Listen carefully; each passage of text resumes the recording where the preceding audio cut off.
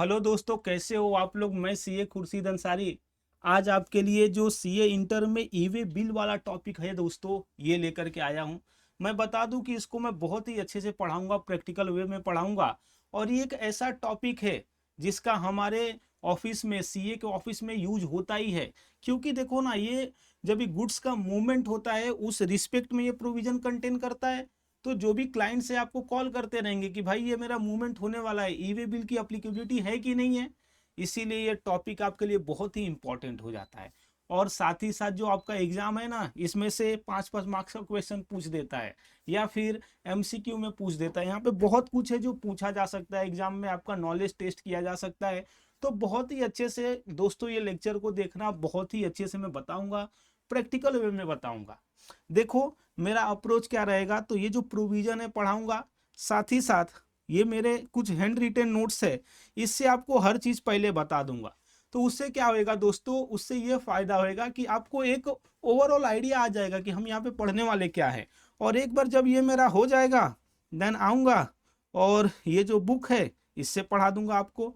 और यहीं पे नहीं छोड़ दूंगा, क्योंकि मैं आपका पूरा सिलेबस रिकॉर्ड कर रहा हूँ, जो रेगुलर कोर्स रहता है वैसा पढ़ा रहा हूँ। तो जो भी आपके टेस्ट और नॉलेज में सम्स रहेंगे ना, ये देखिए ये 5 सम्स, ये सम्स को भी सॉल्व करेंगे।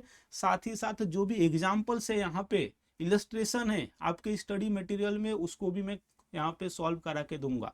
तो कहने का मतलब क्या है दोस्तों, आप मेरा ये वीडियो देख लो, उसके बाद से ईवे बिल पे आपको कोई दूसरा वीडियो देखने की जरूरत नहीं पड़ेगी। आप ये देखो, आप जितने भी सम से उसको खुद सॉल्व कर पाओगे, इतना तो मैं आपको गारंटी दे ही सकता हूँ, एक बार आपने ये मेरा वीडियो देख लिया तो। ओके, एक बार ये देखना चाहेंगे कि कौन से बुक से पढ़ाई होगा। ये देखो कितने अच्छे से हमने लिखा है इस बुक को, बहुत मेहनत किया है दोस्तों ये लिखने में। आप एक बार इससे पढ़ लोगे ना, हर चीज़ें एकदम क्लियर हो जाएंगी। और यहाँ पे कुछ नहीं छोड़ा जाएगा, कुछ नहीं बोले तो कुछ नहीं। ठीक है, ये देखिए, बस इतना आपको पढ़ लेना है, आपका ईवे बिल का जो पूरा प्रोविजन है इसमें खत्म हो जाएगा। ओके, वीडियो में आगे बढ़ने से पहले मैं बताना चाहता हूं कि मैं कौन हूं। देखिए, सीए बनने के बाद मैंने इनडायरेक्ट टैक्सेशन में ही काम किया है। बिकॉज ऑफ दैट इस सब्जेक्ट का मुझे प्रैक्टिकल एक्सपीरियंस बहुत ही अच्छा है। अभी ये जो मेरा पढ़ाने का तरीका रहेगा ना, उससे आपको समझ ही जाएगा। ओके, तो आइए आगे बढ़ते हैं और इस चीज को बहुत ही अच्छे से समझ लेते हैं कि ई वे बिल होता क्या है और इसमें क्या क्या प्रोविजंस है। तो देखो यहाँ पे देखिए, ई वे बिल। तो देखो सबसे पहला जो लोगों में डाउट आता है वो क्या होता है, जो लोग रहते हैं, जो बच्चे रहते हैं, दो चीज सुने रहते हैं। एक तो ई वे बिल का नाम सुने रहेंगे और दूसरा ई इनवॉइस का सुने रहेंगे। और बोलते हैं कि सर ई वे बिल और ई इनवॉइस दोनों तो एक ही है ना। नहीं दोस्तों, ऐसा नहीं है। देखिए, जो ई वे बिल है वो जनरेट होता है ई इनवॉइस के, जो ई इनवॉइस है वो जनरेट होता है ई इनवॉइस के पोर्टल पे। ठीक है, और ये किसके लिए जनरेट होता है, जब सप्लाई होगा, जब सेल होगा गुड्स का या फिर सर्विस का, उस टाइम पे ये जनरेट होता है। ओके, लेकिन अगर जो मैं ई वे बिल की बात करूं, तो ई वे बिल क्या होता है, तो ये तो सबसे पहली बात ई वे बिल के पोर्टल पे जनरेट होता है, ना कि ई इनवॉइस के पोर्टल पे। ओके, और ये बस गुड्स के लिए ही जनरेट किया जा सकता है। और कब जनरेट होता है, तो जब गुड्स में मूवमेंट होता है, जब गुड्स एक जगह से दूसरे जगह ट्रांसफर होता है दोस्तों। बात समझे। तो जो ई इनवॉइस है वो सेल के रिस्पेक्ट में बनता है, सप्लाई के रिस्पेक्ट में बनता है। वेयर एज जो ई वे बिल है वो मूवमेंट्स ऑफ गुड्स के रिस्पेक्ट में बनता है। ओके, पहला क्लियरिटी। अब देखिए, अब बहुत ही अच्छे से मैं ई वे बिल पे चर्चा करता हूं आपके साथ। तो देखो यहाँ पे मूवमेंट्स ऑफ गुड्स के लिए बनता है, सो दैट जो गुड्स का मूवमेंट है उसको ट्रैक किया जा सके। ओके, अब ये सब गुड्स के लिए बनता है क्या? नहीं। ऐसे गुड्स जो टैक्सेबल है, जहां पे गवर्नमेंट को टैक्स मिल रहा है, एग्जेम्प्ट गुड्स के केस में नहीं मिलेगा, नॉन जीएसटी सप्लाई के केस में नहीं मिलेगा। समझ रहे बात आप, वहां पे आपको ई वे बिल बनाने की नहीं जरूरत पड़ेगी। ओके, और ये जो मूवमेंट है विद इन इंडिया होएगा तो ही मिलेगा, मतलब तो ही ई वे बिल बनाना पड़ेगा आपको। अब देखो, जैसे कि एक्सपोर्ट हो रहा है, तो सर एक्सपोर्ट में ई वे बिल बनाना ही नहीं है क्या? बनाना है, लेकिन कहां तक बनाना है? कस्टम स्टेशन तक के लिए ई वे बिल बनाना है। कस्टम स्टेशन से अभी गुड्स आउटसाइड इंडिया जाएगा तो उसके बारे में ई वे बिल बनाने का कोई प्रोविजन नहीं। वैसे ही गुड्स जब इंपोर्ट हो रहा है तो सर जहां दूसरे देश से आ रहा है गुड्स वहां से मेरे को ई वे बिल बनाना है क्या? नहीं नहीं नहीं, एक बार कस्टम स्टेशन से आप छुड़ाओगे गुड्स को फॉर होम कंजम्पशन तो वहां पे आपको ई वे बिल बनाना है। ओके, और विद इन इंडिया जब भी गुड्स का मूवमेंट हो तो वहां पे आपको ई वे बिल बनाना है। ध्यान रखिएगा, मैं ये नहीं बोल रहा हूं कि सेल होगा तो ही ई वे बिल बनाना है, मैं बोल रहा हूं जब भी मूवमेंट होगा गुड्स में तभी आपको ई वे बिल बनाना है। तो देखो क्या बोला जा रहा है, जो मूवमेंट है गुड्स में वो कॉज हो सकता है सेल के द्वारा, मतलब जब ये सेल होगा तो जो गुड्स है सप्लायर से रेसिपिएंट के पास जाएगा, या फिर अदर देन सेल जैसे कि जॉब वर्क, जैसे कि अभी मेरा शर्ट का बिजनेस है तो मैं क्या करूंगा, पूरा शर्ट स्टिच करूंगा और जब ये बटन लगाने की बात आएगी तो मैं किसी को ये जो गुड्स है दे दूंगा कि तू बटन लगा करके मेरे को दे।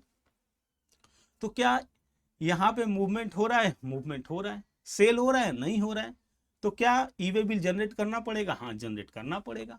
वैसे ही कभी कभी मेरे गुड्स को, जैसे कि कोई मेरा प्लांट एंड मशीनरी है उसको मेरे को किसी को रिपेयर के लिए देना है, तो जब भी मुझे रिपेयर के लिए देना है तो गुड्स में तो मूवमेंट होएगा लेकिन ये सप्लाई तो है नहीं, सेल तो है नहीं, तो ई वे बिल फिर भी जनरेट करना पड़ेगा। वैसे ही goods send on approval basis, इसमें क्या रहता है, हम सामने वाले को गुड्स दे देते हैं और बोलते हैं कि आप इसको यूज करो, आपको सही लगेगा तो आप मेरे को कंफर्मेशन दे देना कि बाय किए हो। तो जब मैं भेज रहा हूं तभी मुझे तो कंफर्मेशन मिला नहीं रहेगा तो ये सप्लाई होगा नहीं, लेकिन क्योंकि मूवमेंट हो रहा है तो यहाँ पे हमको ई वे बिल जनरेट करना पड़ेगा। मोटा मोटी बात समझा? अभी जस्ट पे मोटा मोटी समझा रहा हूं आपको, इन डिटेल तो अपने बुक से आपको बता नहीं वाला हूं। जस्ट मैं क्या कर रहा हूं, एक आपका माइंड मैपिंग कर रहा हूं ई वे बिल के रिस्पेक्ट में, सो दैट आप बहुत ही अच्छे से चीजों को समझ सके। ओके, इतने में कुछ डाउट है तो मेरे से पूछिए, आशा करता हूँ डाउट तो नहीं होगा। आइए अब आगे बढ़ते हैं, इन केस रहेगा तो यहाँ पे कमेंट कीजिए, मैं आंसर दूंगा आपको। ओके, आगे देखो क्या बोला जा रहा है, why e way bill provision introduced. अब अपना अपना अपना अगला डिस्कशन ये है कि ये जो ई वे बिल का प्रोविजन है ये इंट्रोड्यूस क्यों किया गया जीएसटी लॉ में। तो देखो क्या हो रहा था ना, लोग ट्रेड कर रहे थे इनवॉइस में, एक्चुअल गुड्स का सप्लाई नहीं कर रहे थे। कैसा हो रहा था, किसी के पास आईटीसी एक्यूमुलेटेड है और कोई कैश में बस जीएसटी भरे जा रहा है तो ये दोनों आपस में डील कर रहे लेते थे कि जिसके पास एक्यूमुलेटेड आईटीसी है वो इनवॉइस इशू कर देता था और उसका सामने वाला क्रेडिट ले लेता था, वो क्रेडिट से टैक्स पे करता था और ये दोनों के बीच में कुछ सेटलमेंट होता था। बात समझ रहे हैं? मीन्स इनवॉइस किसी और को बेचा जाता था और एक्चुअल गुड्स किसी और को बेच दिया जाता था। जिसको एक्चुअल बेचते थे उसको इनवॉइस नहीं देते थे, ठीक है, और जिसको इनवॉइस देते थे उसको एक्चुअल गुड्स नहीं बेचते थे। तो अब ऐसा थोड़े ना चलेगा। आप बताओ, जो इनवॉइस क्यों इशू होता है? सेल के लिए इशू होता है क्या? आईटीसी ट्रांसफर करने के लिए होता है क्या? कभी नहीं। इसीलिए गवर्नमेंट ने क्या बोला कि अब ऐसे नहीं चलेगा, हमको पूरा डिटेल मालूम होना चाहिए कि जब गुड्स ए से बी के पास जा रहा है तो क्यों जा रहा है, और जब ये जा रहा है तो हमको मालूम होना चाहिए कि यहां से यहां जा रहा है। इसीलिए क्या बोले गए कि जब तक ई वे बिल बन ना जाए तब तक गुड्स का मूवमेंट ही नहीं होगा। नॉर्मली आप देखोगे तो, ठीक है। क्यों ऐसा? सो दैट गवर्नमेंट को मालूम पड़े कि गुड्स ए से बी के पास जा रहा है तो सेल के थ्रू जा रहा है या फिर रिपेयर के थ्रू जा रहा है या फिर जॉब वर्क के लिए जा रहा है। समझे? ऐसा ना हो कि बिल ए से ले लिए और गुड्स सेल कर दिए सी को। ओके, ठीक है। तो देखो क्या बोला जा रहा है, why e way bill provision introduce, तो बोला जा रहा है to avoid trading in invoices, ठीक है, just for transfer of the unused ITC from one tax payer to another tax payer without actual movement of goods. Okay, अभी देखो क्या बोला जा रहा है, सेक्शन 16 सब सेक्शन 2 क्या बोलता है। आप अगर जो मेरा आईटीसी का वीडियो देखे रहोगे तो बताइए काय का है सेक्शन 16 सब सेक्शन 2। तो ये बात करता है condition for availment of ITC, कि आईटीसी अवेल करने के लिए रेसिपिएंट क्या क्या कंडीशन फुलफिल्ड होने चाहिए। तो उसमें क्या कंडीशन है, गुड्स हैज बीन रिसीव्ड। और बताओ जब आप ट्रेडिंग इन इनवॉइस करोगे तो गुड्स रिसीव्ड होगा क्या? रेसिपिएंट के पास नहीं होगा। तो इस चीज को रोकने के लिए ई इनवॉइस का पूरा प्रोविजन बना, ई इनवॉइस का पूरा जो सिस्टम है वो बना। ओके, अब बताइए एक मेरे को बात, क्या सर्विस के केस में ईवी बिल बनेगा? सर सर्विस इंटेंजिबल होता है तो उसका तो मूवमेंट ही नहीं ट्रैक किया जा सकता। ओके, एक्चुअली उसमें मूवमेंट होगा भी नहीं, because of that e-way bill service के केस में नहीं बनता है। Okay, can not be generated. ठीक है, अभी देखो, अब हमारा जो अगला सब डिस्कशन होगा अब वो गुड्स के रिस्पेक्ट में ही होगा, क्योंकि देखो जो जाल फेंका गवर्नमेंट ने ईवे बिल का, उसमें से सर्विस तो निकल के भाग गया, तो इसीलिए अब सर्विस पे तो कुछ बात होने वाला नहीं है। ओके, तो अभी जो बात होगा वो किस चीज पे होगा? तो जो बात होगा दोस्तों, वो बात अभी हमारा होगा in respect of goods only. Okay, अब देखिए, तो ये जो गुड्स है इसके क्या क्या मोड्स ऑफ ट्रांसपोर्ट हो सकते हैं, मतलब गुड्स का जो मूवमेंट होता है वो कैसे कैसे होता है, कौन कौन से मोड से होता है। तो देखो, रोडवेज के थ्रू होता है, रोडवेज पे क्या होता है, ट्रक के थ्रू होता है, बस के थ्रू होता है, या कभी कभी हम अपना व्हीकल से अपने अपने व्हीकल से गुड्स एक जगह से दूसरे जगह तक पहुंचा देते हैं, या फिर हम कभी व्हीकल हायर पे लेकर के गुड्स एक दूसरी जगह से दूसरी जगह पे पहुंचा देते हैं, होता है ना। या फिर जो गुड्स है उसका डिलीवरी रेलवे के थ्रू होता है, या फिर एयरवेज के थ्रू होता है, या फिर वेसल के थ्रू, वाटरवेज के थ्रू होता है। तो क्या बोला जा रहा है, ये सभी केस में विद इन इंडिया मूवमेंट हो रहा है ना गुड्स का, तो ई वे बिल जनरेट करना है। इंपॉर्टेंट बात, समझे बात आप? ओके, अब देखो यहां तक तो आप समझ गए। अब हमारा अगला डिस्कशन क्या है कि जो गुड्स का मूवमेंट होता है उसमें कौन कौन इन्वॉल्व होता है। तो एक साइड होता है कंसाइनर और दूसरा साइड होता है कंसाइनी। सर यहाँ पे अब डायरेक्ट सप्लायर एंड रेसिपिएंट क्यों नहीं लिख दिए? क्योंकि देखो ना, हमेशा थोड़े ना है कि सप्लाई ही हो, अदर देन सप्लाई के केस में भी तो गुड्स का मूवमेंट होगा तो ईवे बिल जनरेट करना पड़ेगा ना, इसीलिए मैं यहाँ पे डायरेक्ट सप्लायर नहीं लिखा हूँ। ठीक है, लेकिन ब्रैकेट में लूज सेंस में आपको समझना है तो सप्लायर बोला जा सकता है। ओके, जैसे कि अगर जो मैं रिपेयर के लिए यहाँ से यहाँ दे रहा हूँ तो ये सप्लायर और ये रेसिपिएंट थोड़े ना होंगे, इनको कंसाइनर बोला जाएगा और इसको कंसाइनी बोला जाएगा। ओके, तो नॉर्मली आप देखोगे तो ये जो ईवे बिल का जो प्रोविजन है बहुत जगह पे कंसाइनर कंसाइनी यूज किया है, क्योंकि जरूरी नहीं है कि जो गुड्स का मूवमेंट है वो सेल के रिस्पेक्ट में ही हो, और इसीलिए एक पार्टी को सप्लायर बोले और दूसरे को रेसिपिएंट बोले, ऐसा कुछ जरूरी नहीं है। इसीलिए अगर जो आप वर्ड देखोगे कि क्या यूज होगा तो होना चाहिए कंसाइनर एंड कंसाइनी। तो ये दो लोग इन्वॉल्व रहते हैं, और साथ ही साथ एक ट्रांसपोर्टर भी तो इन्वॉल्व रहता है भाई। ओके, तो इसको क्या बोलते हैं, इंचार्ज ऑफ द कन्वेंस, ये कन्वेंस का इंचार्ज है। तो आप ये बताओ, जब ये गुड्स के मूवमेंट में ये तीन ही लोग इन्वॉल्व है तो जो ईवे बिल का प्रोविजन बना रहेगा और उसमें ईवे बिल के रिलेटेड जो भी कंप्लायंस की बात की रहेंगी कि आपको ईवे बिल बनाना है, आपको ईवे बिल लेकर के जाना है जब भी ट्रांसपोर्टेशन में रहो, वो किस पे होएगा? तो जो इन्वॉल्व लोग रहेंगे उन्हीं लोग पे होएगा ना। तो देखोगे जो भी यहाँ पे ईवे बिल के टॉपिक में रिस्पॉन्सिबिलिटी की बात की जाती है कि सप्लायर आपको ये करना है, रेसिपिएंट आपको ये करना है, कंसाइनर आपको ये करना है, कंसाइनी आपको ये करना है, ट्रांसपोर्टर आपको ये करना है। क्यों? Why so? Because only these three peoples are involve in causing the movement of the goods. Okay, अब देखो, तो वही बोला जा रहा है यहाँ पे जो मैंने लिख करके दिया है, जो आपको बता दिया। अब देखो, ये जो ईवे बिल रहता है ना दोस्तों, ये एक दस्तावेज है, एक डॉक्यूमेंट्स है, तो इसके दो पार्ट होते हैं, part A and part B. जो पार्ट ए होता है वो ट्रांजेक्शन स्पेसिफिक डिटेल्स होता है। ट्रांजेक्शन स्पेसिफिक डिटेल का आप मतलब समझते हैं, मीन्स जो ट्रांजेक्शन हो रहा है उसका डिटेल रहेगा। जैसे कि समझ लो सप्लाई हो रहा है, 90% तो सप्लाई के रिस्पेक्ट में ईवे बिल बनेगा, तो उसमें क्या होएगा, सप्लायर का डिटेल रहेगा, रेसिपिएंट का डिटेल रहेगा, सप्लायर का GSTIN, रेसिपिएंट का GSTIN। ओके, तो GSTIN के बेसिस पे पूरा डिटेल आएगा कि एड्रेस कहाँ है, पिन कोड क्या है। ओके, उसके बाद से गुड्स का डिटेल रहेगा कि कौन सा गुड्स है, क्वांटिटी क्या है, उसका HSN क्या है। ओके, वैल्यू क्या है, इन टोटल कौन से रेट से बेचा जा रहा है, ये सब डिटेल रहेगा। ओके, इनवॉइस नंबर क्या है, इनवॉइस का डेट क्या है, ये सभी किस में रहेगा, तो पार्ट ए में रहेगा। पार्ट बी में क्या रहेगा, तो ट्रांसपोर्टर का डिटेल रहेगा, ये जो ट्रांसपोर्ट करेगा ना गुड्स यहाँ से यहाँ तक, उसका डिटेल रहेगा।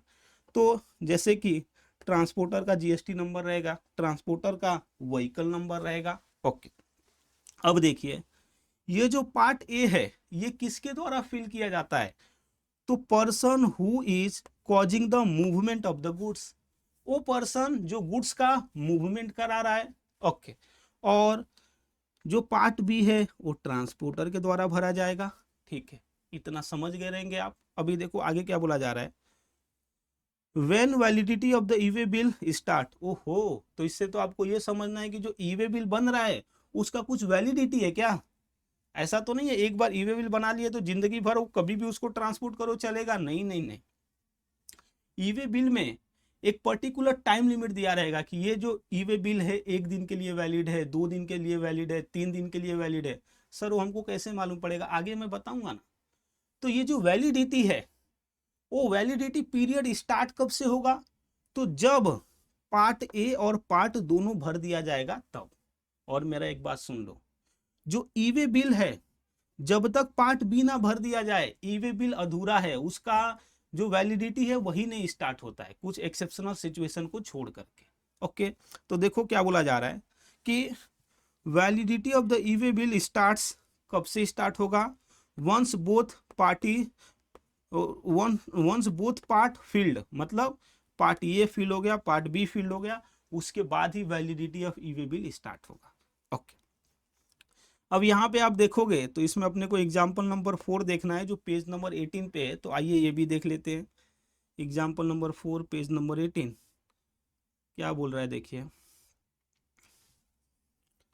अ consignor hand over his goods for transportation on Friday to the transporter. तो एक कंसाइनर है, अपना गुड्स दे रहा है ट्रांसपोर्टेशन के लिए, ठीक है, और कभी दिया, ये फ्राइडे को दिया है ट्रांसपोर्टर को, ठीक है।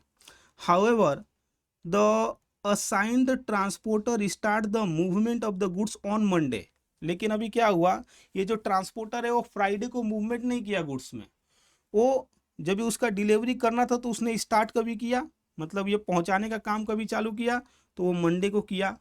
अब देखिए, the validity period of the e way bill start only after the detail of part B are updated by the transporter for the first time.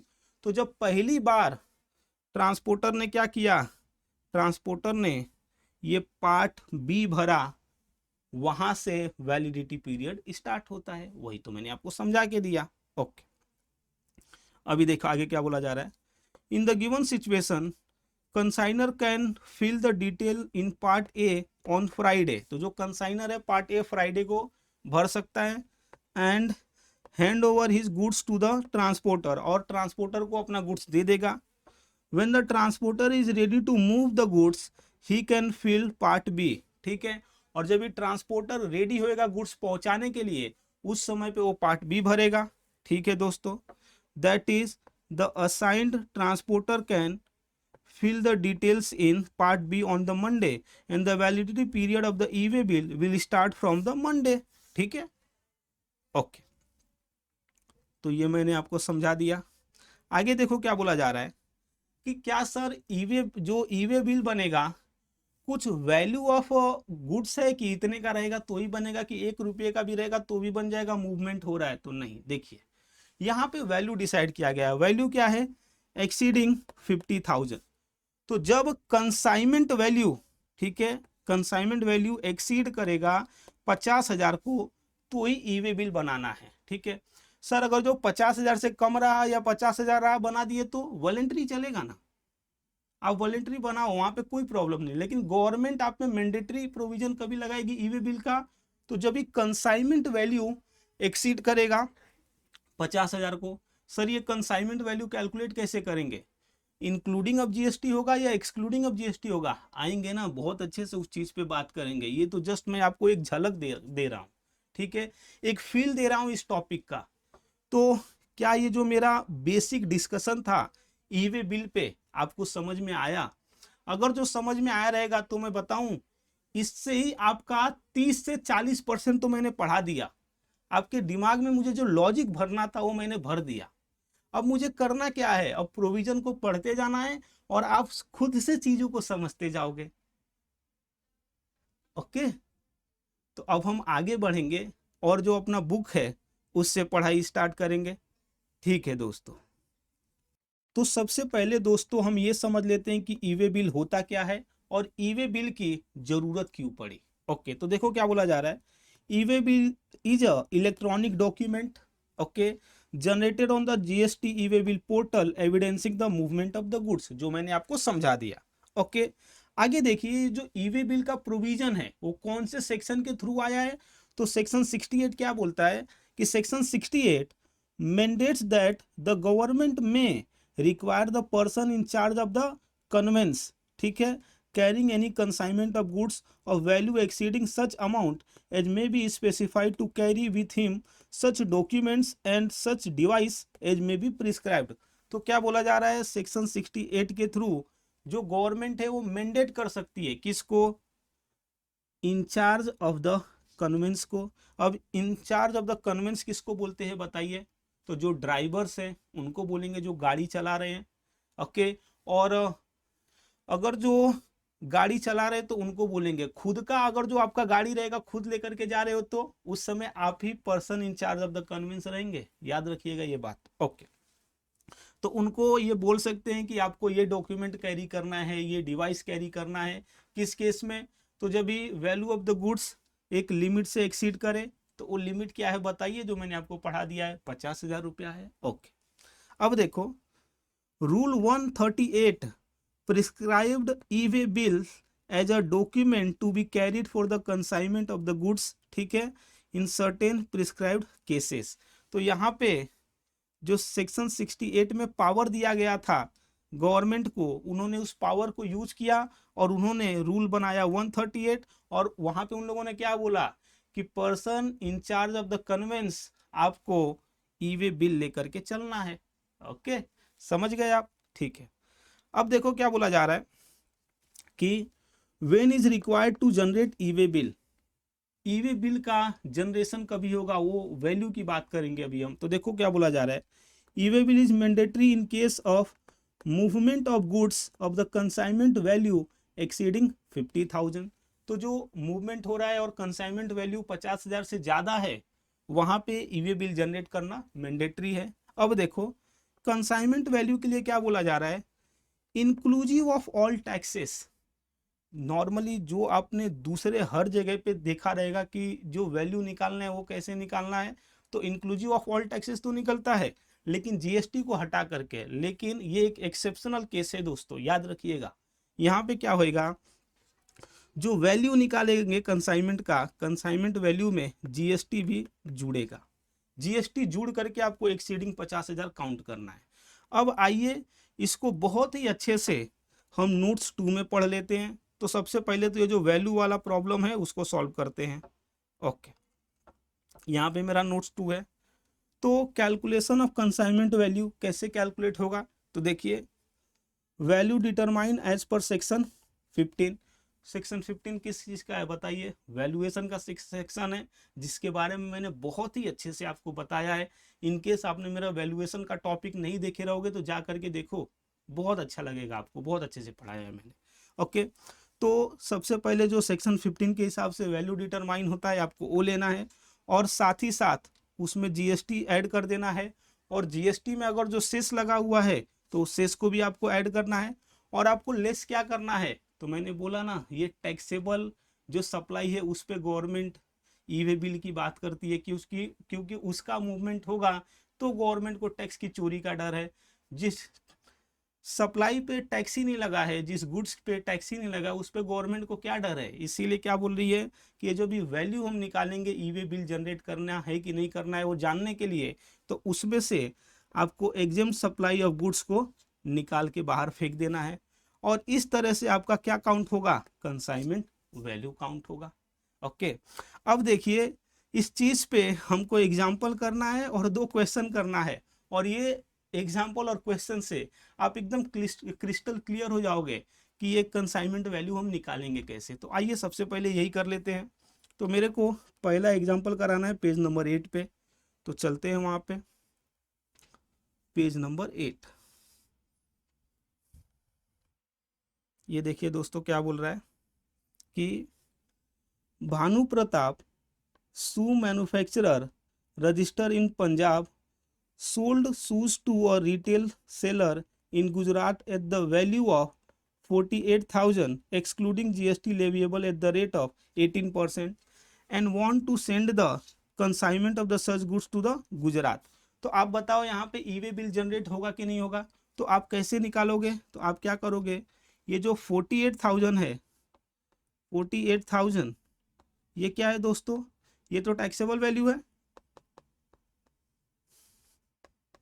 अब इसमें जीएसटी अगर जो मैं ऐड करूं, जीएसटी कितना लगा है, तो 18% के रेट से लगा है। तो 18% के ऐड से अगर रेट से अगर जो मैं जीएसटी कैलकुलेट करूं तो करता हूं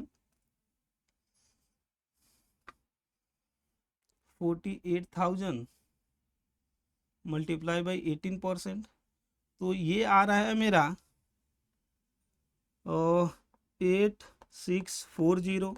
अगर जो इसमें मैं जोड़ूँ 48,000 तो ये मेरा आ रहा है 56,640।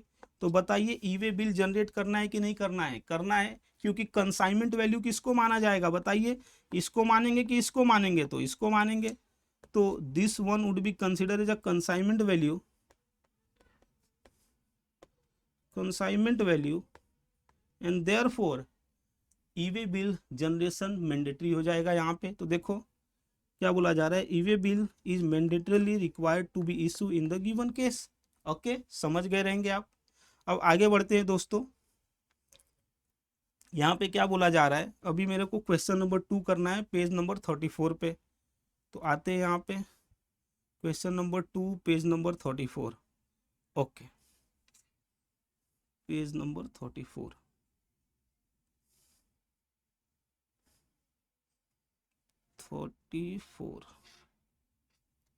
Question number 2।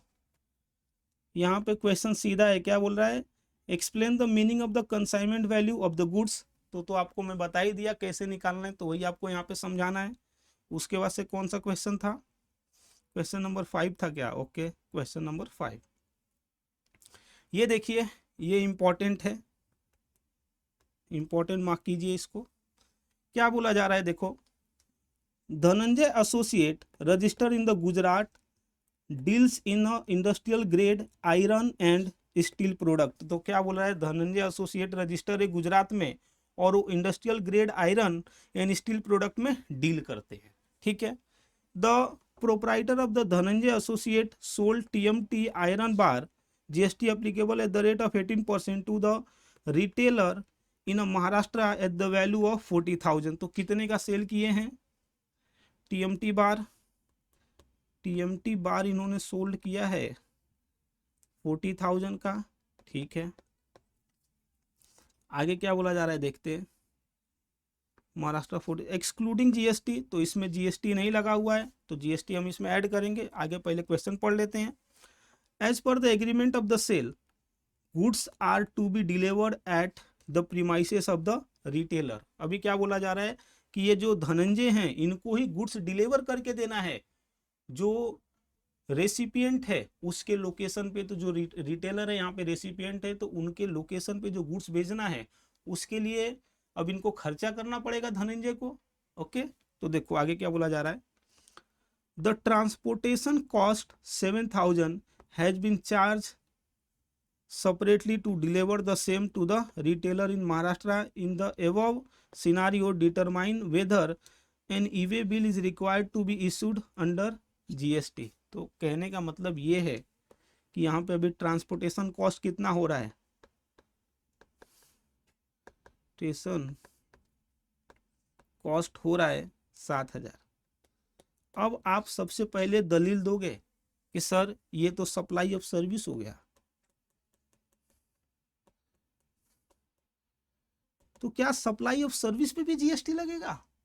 मतलब सप्लाई ऑफ सर्विस को भी जोड़ना पड़ेगा कंसाइनमेंट वैल्यू में।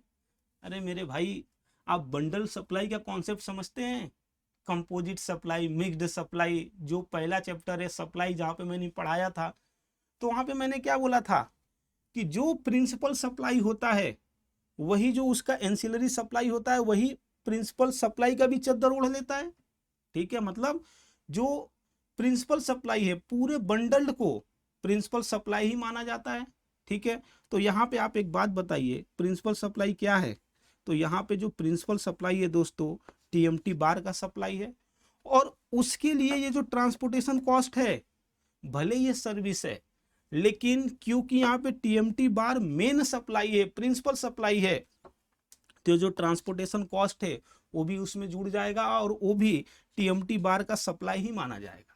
So because of that consignment value निकालने के लिए दोनों को जोड़ा जाएगा। तो टैक्सेबल वैल्यू कितना आ रहा है? 47,000 आ रहा है। अब 47,000 पे अगर जो मैं जीएसटी निकालू 18%, तो ये कितना आता है? तो ये आता है 8460। अगर जो ये मैं दोनों को जोड़ दूं दोस्तों, तो ये मेरा बन रहा है 47,000 प्लस 868460, तो ये निकल के आ रहा है 55,460 का। तो ये हो गया कंसाइनमेंट वैल्यू। तो अब बताइए ईवे बिल जनरेट होगा कि नहीं होगा? जनरेट होगा ना, ये तो 50,000 को एक्सीड कर गया। तो आप जब ये आंसर देखोगे तो देखो उसमें भी वही बोलेगा वो, देखिए। इसीलिए ईवे बिल क्या होएगा? मैंडेटरली जनरेट करना पड़ेगा। समझे बात को आप? ओके, कैसा लगा ये सम? अगर जो आपको समझा रहेगा तो कमेंट करके बताइए। ठीक है, अब देखिए हमने क्या कर लिया अब तक। तो बहुत ही अच्छे से मैं आपको कंसाइनमेंट वैल्यू कैसे कैलकुलेट करते हैं सिखा दिया। ओके, कुछ डाउट है तो आप कमेंट करके हमसे पूछ सकते हैं। अब आगे हम बढ़ेंगे दोस्तों, अपने डिस्कशन को आगे लेकर के चलेंगे। तो ये वाला तो मेरा पार्ट हो गया। अब देखो क्या बोला जा रहा है, movement should be inter state या फिर intra state but not outside India. तो ये तो मैंने आपको पहले ही बता दिया है कि आउटसाइड इंडिया गुड्स में क्या मूवमेंट आ रहा है गवर्नमेंट को, उससे उस पर कुछ चिंता नहीं है, क्योंकि वो टैक्सेबल टेरिटरी नहीं है ना। वहाँ के मूवमेंट से गवर्नमेंट को टैक्स मिलेगा क्या? नहीं मिलेगा। इसीलिए बोलता है ठीक है, इंडिया के बाहर जो करना है करो। ओके, लेकिन इंडिया के अंदर अगर जो मूवमेंट हुआ तो उसका हमको ट्रैक रखना है, आपको ई वे बिल बनाना पड़ेगा इन केस ऑफ गुड्स। ओके, अब देखो, अब ये जो मूवमेंट है कैसे हो सकता है? तो इन रिलेशन टू सप्लाई हो सकता है, या फिर for the reason other than supply हो सकता है। अब for the reason other than supply में क्या आता था? रिपेयर आता था, जॉब वर्क आता था, समझे ना, जो मैंने आपको पहले सिखा दिया। और क्या बोला जा रहा है? Due to inward supply. ये देखो, ये कुछ स्पेशल है जो मैंने आपको वहां पे नहीं बताया, क्योंकि वहां पे जस्ट फील दे रहा था ना। देखो, due to inward supply from an unregistered person. अगर जो अनरजिस्टर्ड पर्सन से आप इनवर्ट सप्लाई लेते हो, तो देखो सामने वाला तो अनरजिस्टर है, वो तो ई वे बिल बनाएगा नहीं, और क्योंकि आप रजिस्टर हो तो आपसे ही बनवा लेंगे। तो उस केस में क्या होएगा कि जब भी सप्लायर रजिस्टर है अंडर जीएसटी और रेसिपिएंट अनरजिस्टर है अंडर जीएसटी, देन सप्लायर के ऊपर ही ये जवाबदेही है कि वो ई वे बिल को जनरेट करे। ओके, तो आप समझ गए ये?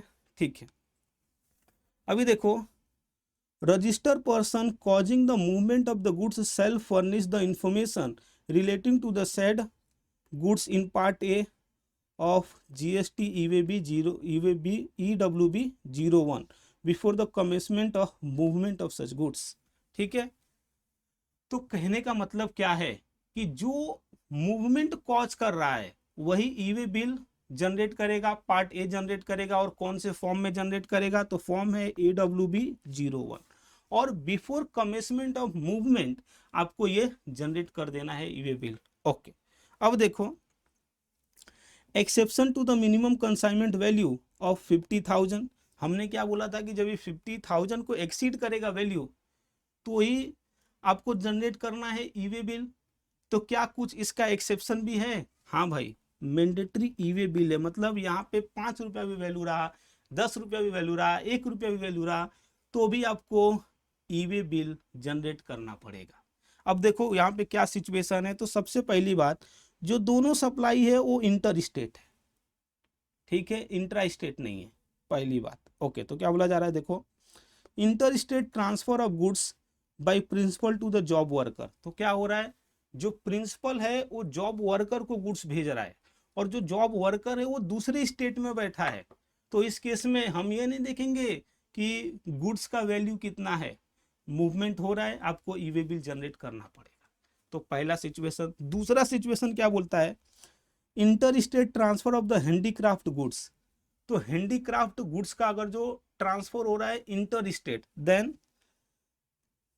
Handicraft goods by the person exempted from obtaining the registration. किसके द्वारा, उस पर्सन के द्वारा जिसको जीएसटी में रजिस्ट्रेशन ही नहीं लेना है, मतलब वो रजिस्ट्रेशन के लिए अभी लायबल ही नहीं है as per registration topic. Okay, तो अब आप ये बताओ, इस केस में भी ई वे बिल जनरेट करना है। तो जब ये अनरजिस्टर्ड है तो ई वे बिल जनरेट करेगा कैसे, ये भी तो बात है। आपने मेरे को, मतलब कि मैंने आपको ऊपर ये बताया कि अगर जो रेसिपिएंट अनरजिस्टर्ड है तो सप्लायर रजिस्टर है। अब ऐसे केस में हैंडीक्राफ्ट में अभी समझ लो रेसिपिएंट भी नहीं रजिस्टर है और सप्लायर भी नहीं रजिस्टर है, तो और ई वे बिल जनरेट करना तो मैंडेटरी है। तो ई वे बिल जनरेट कैसे होगा, तो ये जो सप्लायर है ना हैंडीक्राफ्ट गुड्स के, यही जनरेट करेंगे। ओके, इनके लिए एक टेम्पररी नंबर लेना पड़ेगा जीएसटी में, जो हम बाद में नोट्स में मैं आपको बता दूंगा, ठीक है। देखो अब बात ये आता है कि कब से मैं बोले जा रहा हूं कि ये जो ई वे बिल का जो पार्ट ए है वो कौन भरेगा, तो person who is causing the movement of the goods. अब कैसे मालूम पड़ेगा कि कौन पर्सन मूवमेंट कॉज कर रहा है, तो अब हम वो सीखने जा रहे हैं। क्या सीखने जा रहे हैं, बहुत क्लियर रखने का, तो ही आपको चीजें समझेगा। तो देखो यहाँ पे क्या बोला जा रहा है कि person who cause movement of goods, आप कैसे पता करोगे, तो यहाँ पे उसके लिए बोल रहा है कि इफ सप्लायर इज रजिस्टर्ड, अगर जो सप्लायर रजिस्टर्ड है, and undertake to transport the goods, movement of the goods is cause by the supplier. तो इसका ऐसा कहना है कि सप्लायर अगर जो आप जीएसटी में रजिस्टर्ड हो और आप ट्रांसपोर्टर से कांटेक्ट कर रहे हो कि मेरा गुड्स कंसाइनर से कंसाइनी के पास जाना है, देन आप कॉज कर रहे हो मूवमेंट ऑफ गुड्स, और बिकॉज ऑफ दैट आपको ई वे बिल का जो पार्ट ए है वो भरना पड़ेगा, वो फिल करना पड़ेगा, ठीक है।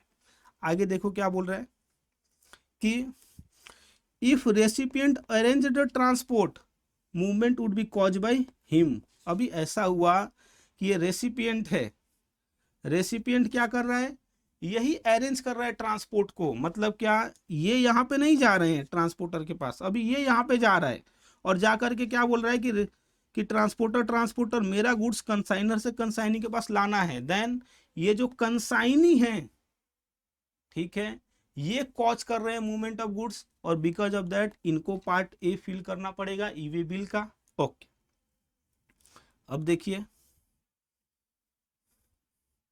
तीसरा क्या बोल रहा है कि if the goods are supply by the unregistered supplier. अब ऐसा भी हो सकता है कि जो सप्लायर हो जीएसटी में अनरजिस्टर्ड हो, okay, to the registered non recipient, और सप्लाई किसको किया जा रहा है, रेसिपिएंट को किया जा रहा है, और उस रेसिपिएंट को सप्लायर जान रहा है, ठीक है।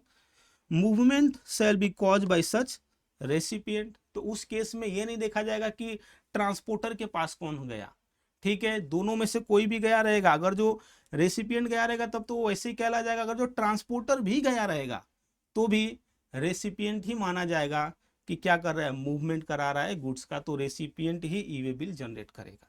तो यहाँ पे आकर के मैंने आपको ये भी समझा दिया बहुत अच्छे से कि वो कौन पर्सन है जिसको कहेंगे हम कि वो कॉज कर रहा है मूवमेंट ऑफ गुड्स, क्योंकि उनके ऊपर ही ये जवाबदेही है कि उनको ई वे बिल का पार्ट ए भरना है। ओके, अब आगे हम बात करेंगे information to be furnished in e way bill. तो देखो वो तो मैंने पहले ही बता दिया है कि ई वे बिल के दो पार्ट रहेंगे, part A and part B. अब देखो यहाँ पे हमको ये इंपॉर्टेंट चीज है जो समझना है, तो आइए मैं पहले ऊपर से स्टार्ट करता हूँ। तो देखो, to be furnished by the registered person who is causing the movement of the goods, and part B to be furnished by the person who is transporting the goods. Okay, मतलब transporter के द्वारा वो भरना पड़ेगा। अब देखो यहाँ पे ये स्टार मार्क है, जो हमको यहाँ पे समझना है। However information is part A, in part A may be furnished, जो इंफॉर्मेशन इन पार्ट ए है वो फर्निश किया जा सकता है किसके द्वारा, देखो bye the transporter if so authorised, मतलब जो सप्लायर है या जो रेसिपिएंट है जो कॉज कर रहा है मूवमेंट का और उसको ई वे बिल बनाना है, वो अथोराइज कर दे रहा है ट्रांसपोर्टर के कि भाई तू ही बना दे, तो वो ट्रांसपोर्टर भी पार्ट ए भर सकता है। ओके, आगे क्या बोला जा रहा है, और by the e commerce operator या फिर courier agency where the goods are supplied through them. ठीक है, तो इसका कहने का क्या मतलब है, ई कॉमर्स एजेंसी जो है, ठीक है, या फिर कुरियर एजेंसीज हैं, ई कॉमर्स ऑपरेटर है या फिर कुरियर एजेंसीज हैं, ये लोग क्या करती हैं, दूसरे का गुड्स ट्रांसपोर्ट करती हैं। तो अभी समझ लो कि एक ई कॉमर्स ऑपरेटर है, उसका गोडाउन है और वहां पे जो सप्लायर है अपना गुड्स रखा हुआ है। अब बार बार ये क्या ई वे बिल जनरेट करेगा, ई कॉमर्स ऑपरेटर को ही बोल दिया कि देख जब तेरे को ना मैं ऑर्डर भेजू ना कि ये गुड्स यहाँ पे तू भिजवा दे, मिस्टर ए के पास भिजवा दे, मिस्टर बी के साथ पास भिजवा दे, तो तू साथ ही साथ ई वे बिल भी जनरेट कर सकता है, पार्ट ए भी भर के ट्रांसपोर्टर को दे देना, ट्रांसपोर्टर पार्ट भी भर लेगा। समझे, तो इस केस में ये भी जनरेट कर सकते हैं ई वे बिल का पार्ट 1। ओके, समझ गया रहेगा। Who can generate e way bill, अब बात ये आता है कि ये तो भरने की बात थी कि ई वे बिल भरेगा कौन, अब बात ये आ रहा है कि ई वे बिल जनरेट कौन करेगा। ओके, तो देखो क्या बोला जा रहा है, e way bill is to be generated by the register consignor और consignee if the transportation is being done in own or hired conveyance or by the rail, by the airways or by the vessel। ओहो, ये ऐसा बोला जा रहा है कि जो कंसाइनर है या फिर कंसाइनी है वो खुद से ये लेकर के जा रहे हैं क्या गुड्स, मतलब इनका खुद का गाड़ी है और उसमें गुड्स लेकर के जा रहे हैं, ऐसा हो सकता है ना। बहुत सारे ऐसे सेलर्स हैं जो अपना गुड्स का डिलीवरी वो खुद ही करते हैं, उनका कार रहता है या समझ लो उनके पास एक ट्रक है, उसी में ले जाकर के दे देते हैं। तो उस केस में ये जो ट्रांसपोर्टर नहीं, ये जो सप्लायर है गुड्स के, क्योंकि वही ले जाकर के गुड्स को देंगे, तो इनको ही ई वे बिल जनरेट करना है, मतलब क्या पार्ट ए और पार्ट बी ये दोनों खुद ही भर देंगे। ओके, ऐसे ही अगर जो कोई कन्वेंस हायर करके लाए हैं जो खुद ये चला करके ले जाएंगे तो भी वैसा ही होगा। साथ ही साथ देखो क्या बोला जा रहा है, अगर जो रेलवेज के थ्रू ट्रांसपोर्ट हो रहा है तो इनको ही पार्ट बी भी भरना है, खुद को इनको जनरेट करना है। देन एयरवेज के थ्रू भी वैसा है और वेसल्स के लिए भी वैसा ही है। या फिर बोला जा रहा है देखो, और एक तो ये सिचुएशन हो गया कि जब खुद ही डिलीवरी दे रहे हैं सेलर तो कैसे होगा, या फिर जो रेसिपिएंट है वो आ रहा है और गुड्स लेकर के जा रहा है तो जो रेसिपिएंट है वही जनरेट करेगा ई वे बिल। ओके, अब दूसरा सिचुएशन क्या बोला जा रहा है, the transporter if the goods are handed over to the transporter for the transportation of goods.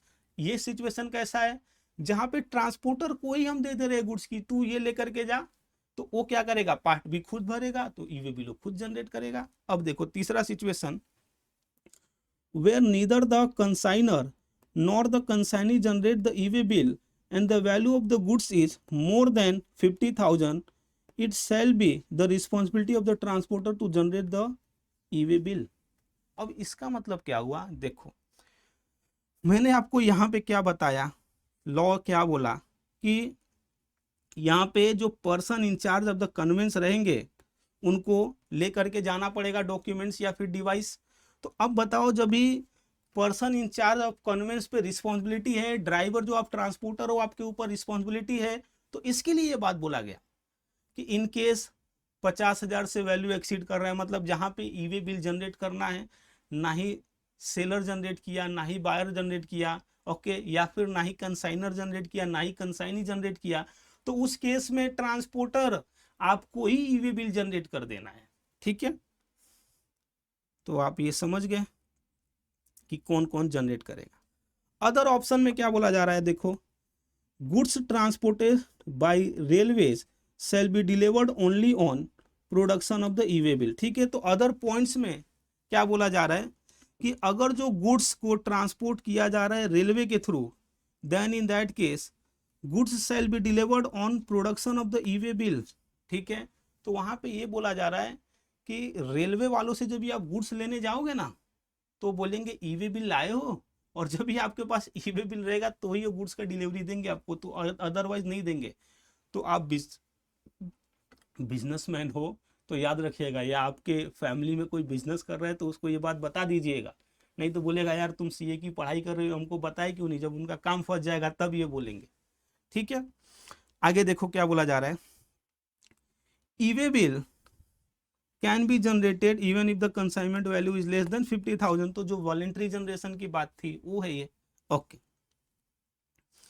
आगे देखो, detail of the conveyance may not be furnish in part B. ये क्या है, ये कुछ एग्जाम्पशन की बात कर रहा है कि जो पार्ट बी भरने की बात है वो पार्ट बी नहीं भरेंगे तो भी चलेगा। आइए क्या है, पहले मैं यहां से आपको समझा देता हूं। देखो ये कंसाइनर है, यहां से अप टू कितना, तो 50 किलोमीटर की दूरी होनी चाहिए, और फिर यहां से यहां भी 50 किलोमीटर की दूरी होनी चाहिए। तो ये केस आएगा कि जहां पे वो नहीं जनरेट करेंगे पार्ट बी, जो ट्रांसपोर्टर है वो पार्ट बी नहीं भरेगा तो भी चलेगा। ओके, लेकिन कंडीशन क्या हो रहा है कि जो गुड्स है ना, ये ट्रांसपोर्टर का जो जगह है, हब है, वहां पे जाएगा एंड देन फर्दर ट्रांसपोर्ट होगा। अगर जो डायरेक्ट ट्रांसपोर्टर यहां से यहां गुड्स लेकर के जा रहा है तो 1 किलोमीटर का भी डिस्टेंस रहेगा ना, तो ई वे बिल जनरेट करना मैंडेटरी है। ओके, और ये सर ये जो 50 किलोमीटर इधर और 50 किलोमीटर इधर, तो ये तो दोनों मिलाकर के 100 किलोमीटर हो गया। हाँ, ऐसा ही प्रोविजन, 50 किलोमीटर 1 लेग का है, दोनों का नहीं। ठीक है, तो आइए अब इसको मैं समझाता हूं यहां से। देखो, in case of intra state movement, देखो सबसे बड़ी बात, ये जो मूवमेंट होना चाहिए इंट्रा स्टेट ही होना चाहिए, मतलब विद इन द स्टेट की बात चल रही है। Okay, of the goods up to 50 kilometre distance. ठीक है, अब ये 50 किलोमीटर इसके लिए भी और 50 किलोमीटर इसके लिए भी। Okay, from the place of business of the consignor to the place of business of the transporter for the further transportation. Okay, तो ट्रांसपोर्टर के प्लेस ऑफ बिजनेस तक गुड्स आया, कहां से, कंसाइनर से। ओके, विद इन स्टेट रहा और 50 kilometre की दूरी रही तो चलेगा, वहां पे पार्ट बी नहीं भरेंगे तो भी, मतलब ट्रांसपोर्टर का डिटेल नहीं भरेंगे तो भी चलेगा, क्योंकि पार्ट बी में तो उसका ही डिटेल आता है। ओके, आगे क्या बोला जा रहा है, from principal place of business of the transporter finally to the principal place of business of the consignee. तो ये अभी दूसरा लेग है, तो उस केस में भी चलेगा। ओके, अब देखो, if direct transport then no exemption. ठीक है ना, जो डायरेक्ट मतलब कि बीच में ट्रांसपोर्टर के प्लेस ऑफ बिजनेस पे गुड्स नहीं आ रहा है, देन ये वाला एग्जम्पशन नहीं है कि पार्ट बी आपको नहीं जनरेट करना है ट्रांसपोर्टर। ओके, आगे, for each leg 50 kilometre allowed. तो यहाँ पे भी 50 किलोमीटर और यहाँ पे भी 50 किलोमीटर। क्या आपको समझा रहेगा तो वीडियो को लाइक कीजिएगा। ओके, अब देखो क्या बोला जा रहा है, transfer of goods to another conveyance. अब ऐसा भी तो हो सकता है कि जब गुड्स यहां से यहां ट्रांसपोर्ट हो रहा है तो पहले एक कन्वेंस में हुआ, फिर दूसरे में हुआ, फिर तीसरे में हुआ, एंड देन इनके पास जाके पहुंचा, पॉसिबल है। या फिर क्या हुआ, पहले ट्रेन से गया, देन ट्रक से गया, देन वेसल से गया, देन इनके पास पहुंचा, पॉसिबिलिटी इज देयर। तो उस केस में कैसा होएगा, तो देखो पार्ट ए में कुछ चेंज आएगा क्या, अरे जब वैसे भी जा रहा है, ये 10 लोग भी मिलकर के ट्रांसपोर्टर 10 अलग अलग है लेकर के जा रहे हैं गुड्स को, फिर भी वो गुड्स कंसाइनर से कंसाइनी के पास ही जा रहा है ना, तो पार्ट ए में तो कुछ चेंज आने वाला नहीं है। अब पार्ट बी में कैसे चेंज आएगा, आइए देख समझ लेते हैं। तो देखो,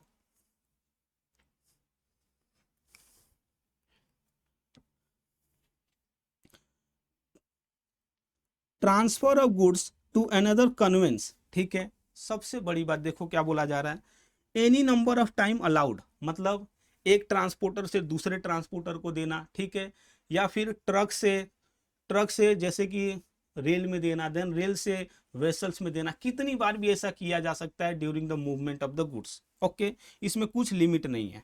अब देखो क्या बोला जा रहा है, इन सच केस, ऐसे केस में द ट्रांसपोर्टर और generator off the e way bill shall update the new vehicle number in the part B of the e-way bill before such transfer and further movement of the goods।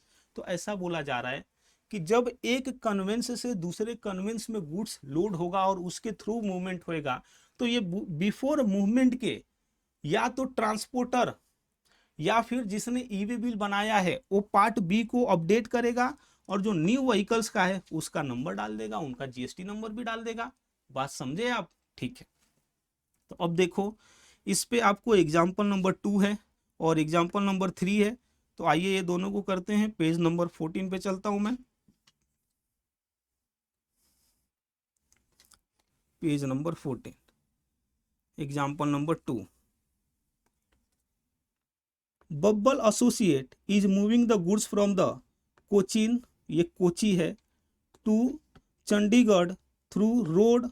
ठीक है, तो अब ये क्या करने वाला है, कोची से चंडीगढ़ गुड्स लाने वाला है। अब ये लाएगा कैसे, तो कुछ दूर तक रोड से लाएगा, कुछ दूर तक वेसल से लाएगा, कुछ दूर तक एयरवेज से लाएगा, एंड फिर से वो रोड से लाएगा। ठीक है, तो अभी बोल के आ रहा है, देखो first Bubble Associate generate the e way bill by entering the first stage of the movement by road, okay, from the place of the shipyard and enter the vehicle's number. Next, it will submit the goods to the shipyard and update the mode of transportation as a ship and transport documents number on the e-way bill system। ठीक है ना, और क्या करेगा वो document number e way bill के system पे update करेगा। After reaching the Mumbai, bubble associate और concerned transporter update the movement as a road from shipyard to the airport. ठीक है, तो अभी मुंबई में आ गया, तो अभी शिपयार्ड से एयरपोर्ट पे जा रहा है गुड्स, और वहां से क्या होएगा, हवाई जहाज में जाएगा। ठीक है ना, with vehicle number. There after bubble associate और the transporter update using update vehicle number, ठीक है, option on the portal the airways bill number. ठीक है, again after reaching the Delhi, okay, bubble associate update the movement through the road with the vehicle number. This way the e-way bill will be updated with the multiple mode of transportation। तो आप ये समझ गए रहेंगे। Okay, कुछ doubt इसमें नहीं रहना चाहिए, तो ये तो मैंने आपको पहले ही समझा दिया था। ओके, अब देखो तीसरा क्या बोल रहा है, a consignor is required to move the goods from city X to city Y. अब ये कंसाइनर है, उसको क्या करना है, अपने गुड्स को सिटी एक्स से सिटी वाई में मूव कराना है। Okay, he appoint transporter A for the movement of his goods. उसने क्या किया, ट्रांसपोर्टर ए को अपॉइंट किया गुड्स को मूवमेंट के लिए। Transporter A move the goods from city X to city Y. अभी देखिए ट्रांसपोर्टर एक्स ने क्या, ट्रांसपोर्टर ए ने क्या किया, जो गुड्स था सिटी एक्स से तो लेके गया, लेकिन सिटी जेड में नहीं पहुंचाया, सिटी वाई में लेके गया। ठीक है, for completing the movement of the goods that is from city Y to city Z. तो अभी क्या होएगा, सिटी वाई से सिटी जेड में जाएगा। Transporter A now hand over the goods to transporter B. तो देखो अभी ट्रांसपोर्टर यहाँ पे चेंज हो रहा है, तो चेंज करना पड़ेगा। Thereafter the goods are move to the destination that is city Y to city Z by the transporter B. तो अभी देखो वही बोल रहा है कि इन सच सिचुएशन जो ट्रांसपोर्टर ए है उसको चेंज करके ट्रांसपोर्टर बी लाना पड़ेगा। In such scenario only one e way bill would be required. तो बात सही है, एक ही ई-वे बिल से काम चल जाएगा, बस पार्ट बी में चेंज करना पड़ेगा। Part A can be filled by the consignor and then the e way bill will be assigned by the consignor to the transporter A. Transporter A will fill the vehicle detail etc in part B and will move the goods from city X to city Y। तो क्या करेगा, जो transporter ए है अपना part B भरेगा अपने हिसाब से और सिटी एक्स से सिटी वाई में गुड्स को लेकर के जाएगा। Okay, on reaching the city Y, transporter A will assign the said e way bill to the transporter B. अभी क्या होएगा, एक बार सिटी बी में गुड्स आ गया, सिटी वाई में गुड्स आ गया, तो अभी वो क्या करेगा, ट्रांसपोर्टर बी के नाम पे ये ई-वे बिल को असाइन कर देगा। Okay, thereafter transporter B will be able to update the detail of part B. और वहां पे क्या होगा, एक बार असाइनमेंट हो गया ई-वे बिल का ट्रांसपोर्टर ए से ट्रांसपोर्टर बी को, तो अभी ट्रांसपोर्टर बी क्या करेगा, तो उसमें जो पार्ट बी है, ठीक है, ई-वे बिल का, उसको अपडेट करेगा। Okay, transporter will file the detail of his vehicle and the movement of the goods, move the goods from city Y to city Z. Okay, समझ गए रहेंगे ये। आगे आइए, अभी तो ये मैंने आपको समझा दिया, ये दोनों एग्जाम्पल भी करा दिया। अब आगे हम बात करेंगे consolidated E way bill in case of road transport. अभी कंसोलिडेटेड ई वे बिल की बात करेंगे। कंसोलिडेटेड का मतलब समझते हैं, बहुत सारे ई वे बिल को एक में जोड़ने की बात करेंगे। ठीक है, तो देखो, after e way bill has been generated where multiple consignment are intended to be transported into one conveyance, the transporter may indicate the serial number of the e-way bills generated in respect of the each such consignment electronically on the e-way bill portal, and a consolidated e-way bill GST EWB02 form may be generated by him on the said e-way bill portal prior to the movement of the goods। ठीक है, तो अभी ये क्या कह रहा है मैं यहाँ पे आपको समझाता हूँ। अभी ये ट्रांसपोर्टर है, इसके जैसे 50 लोग ने यहाँ पे गुड्स दे दिया है कि मेरा भी गुड्स डिलीवर करना है, मेरा भी गुड्स डिलीवर करना है। और अब ये जो ट्रांसपोर्टर है बेचारा, इसको क्या हो रहा है, वो सभी बिल को हैंडल करने में प्रॉब्लम हो रहा है। अभी ऐसे बिल को हैंडल करने में प्रॉब्लम हो रहा है, तो ये सभी बिल को ये कंसोलिडेट कर सकता है और एक ई वे बिल बना सकता है, जिसको हम बोलेंगे कंसोलिडेटेड ई वे बिल। और उसके लिए फॉर्म क्या होगा, तो जीएसटी ई वे बिल 02 होगा, उसके थ्रू इसको करना पड़ेगा। अब हर जगह क्या करेगा ये ट्रांसपोर्टर, इसी बिल के थ्रू काम कर देगा। जो ई वे बिल रहेगा कंसोलिडेटेड बना रहेगा, वो ये बता रहा था। आगे देखो क्या बोल रहा है, where the consignee has not generated e-way bill in form GST e-way bill 01 and the aggregate consignment value of the goods carried in the conveyance is more than 50,000, the transporter shall generate the individual e-way bill 01 on the basis of the invoice or bills of supply or delivery challan, and may also generate the consolidated e-way bill in form e-way bill 02। ठीक है, prior to the movement of the goods. अब ऐसा इसका कहना है कि देखो, इसके जैसे बहुत सारे लोग थे जो गुड्स को मतलब देना चाह रहे थे कंसाइनर से, कंसाइनर के पास भिजवाना चाह रहे थे। अब ये जो गुड्स दिए ना, कोई 25,000 का था, कोई 40,000 का था, कोई 35,000 का था, तो अभी इन लोगों ने ई वे बिल नहीं जनरेट किया। लेकिन ट्रांसपोर्टर के हिसाब से देखोगे तो ये तो 50,000 के वैल्यू को एक्सीड कर रहा है, तो अभी इसको ट्रांसपोर्टर को ई वे बिल बनाना पड़ जाएगा। ओके, क्योंकि क्या बोला गया है कि जो कन्वेंस के इंचार्ज हैं उनको तो ई वे बिल लेकर के चलना है। ओके, तो अब इसको ई वे बिल बनाना पड़ेगा। अब ऐसा वो 3 या फिर एक ई वे बिल बना सकता है, और चाहिए तो बहुत सारे ई वे बिल बनेंगे ना, तो सभी ई वे बिल को कंसोलिडेट भी कर सकता है और एक ई वे बिल बना सकता है। ओके, ठीक है। अब देखिए आगे हम बात करेंगे cancellation of E way bill के बारे में। ओके, तो देखिए, अगर जो मैं बात करूं आपसे कैंसलेशन के बारे में कि ई वे बिल को कैंसिल किया जा सकता है क्या, तो हाँ, ई वे बिल को कैंसिल किया जा सकता है। कितने देर में किया जा सकता है, तो देखिए दोस्तों, जब भी ई वे बिल जनरेट हुआ है उसके 24 आवर्स में कैंसिल किया जा सकता है। ओके, अब देखो एक चीज इंपॉर्टेंट है यहाँ पे कि e way bill can not be cancelled if it has been verified in transit। means what, e way bill generate हुआ, अब जरूरी थोड़े ना है कि ई वे बिल जनरेट होने के 24 आवर्स के बाद ही जो मूवमेंट होगा वो स्टार्ट होगा, पहले भी हो जाएगा। तो गुड्स इन मूवमेंट था और उसका क्या हो गया, वेरिफिकेशन भी हो गया। ओके, तो उस केस में एक बार ई वे बिल का वेरिफिकेशन हो गया तो भले ही 24 आवर्स एक्सपायर नहीं हुए हैं, ई वे बिल को कैंसिल नहीं किया जा सकता।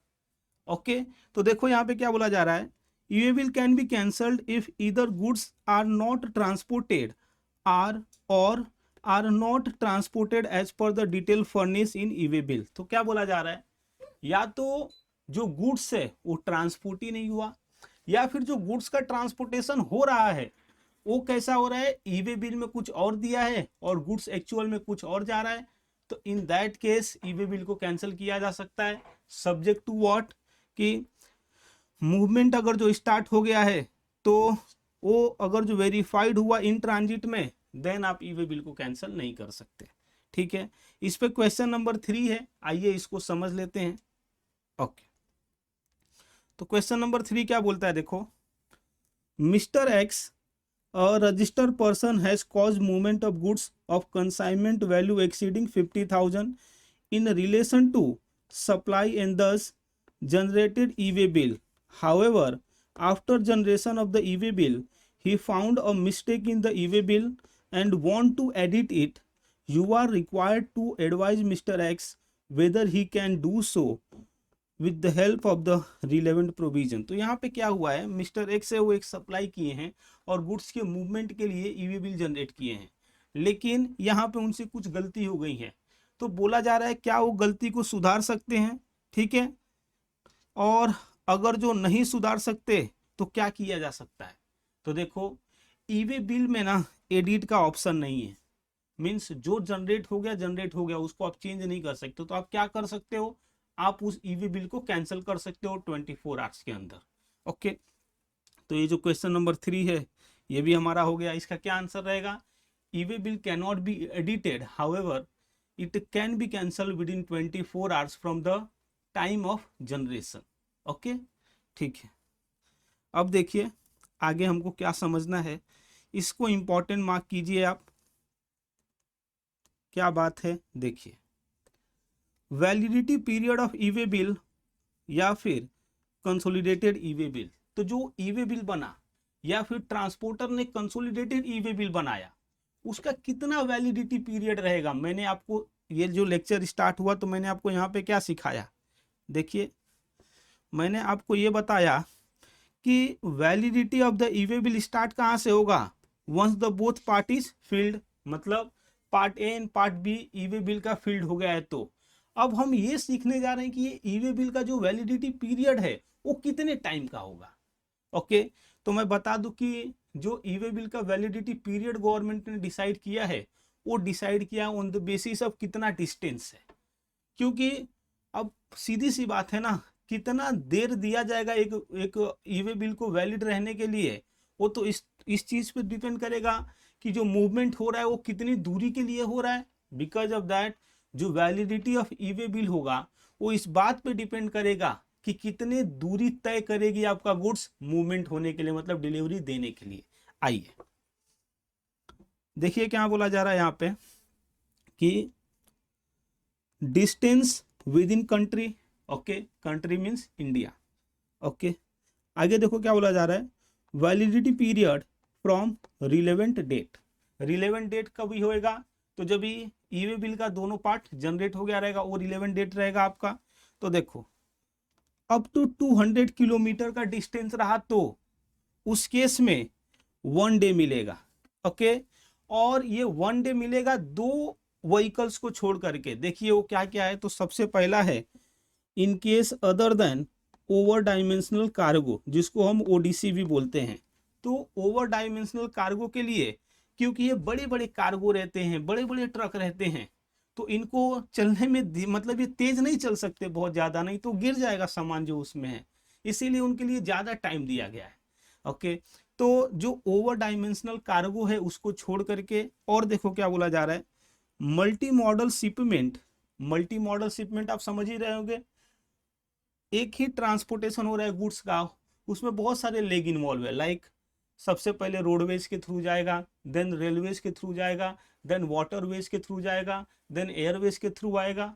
वो तो हमने एग्जाम्पल भी देखा, तो वैसे सिचुएशन की बात कर रहा है। और देखो क्या बोला जा रहा है कि multi modal shipment in which at least 1 leg involve transportation by ship. ठीक है, तो ये दोनों सिचुएशन को छोड़ दिया जाए, देन 200 किलोमीटर की दूरी तय करने के लिए कितना दिन दिया गया है, तो 1 दिन दिया गया है, तो 1 डे के लिए ईवे बिल वैलिड रहेगा। ओके, अब देखो 1 डे बोले तो 24 घंटा, बराबर ना, एक दिन में 24 घंटा तो होता है। ठीक है, आगे देखो क्या बोला जा रहा है, फॉर एवरी 200 किलोमीटर और पार्ट देयर ऑफ। ठीक है, क्या बोला जा रहा है कि 1 एडिशनल डे दिया जाएगा, तो 200 किलोमीटर तक एक दिन। अब 200 किलोमीटर से दूरी बढ़ जाती है, ठीक है, वो 1 किलोमीटर से बढ़े या फिर 200 किलोमीटर से बढ़े, हर केस में आपको एडिशनल 1 डे मिल जाएगा। अब बताइए, अगर जो डिस्टेंस 205 किलोमीटर है तो 2 दिन मिलेगा। ओके, 300 किलोमीटर है तो 2 दिन मिलेगा। 400 किलोमीटर है तो 2 दिन मिलेगा।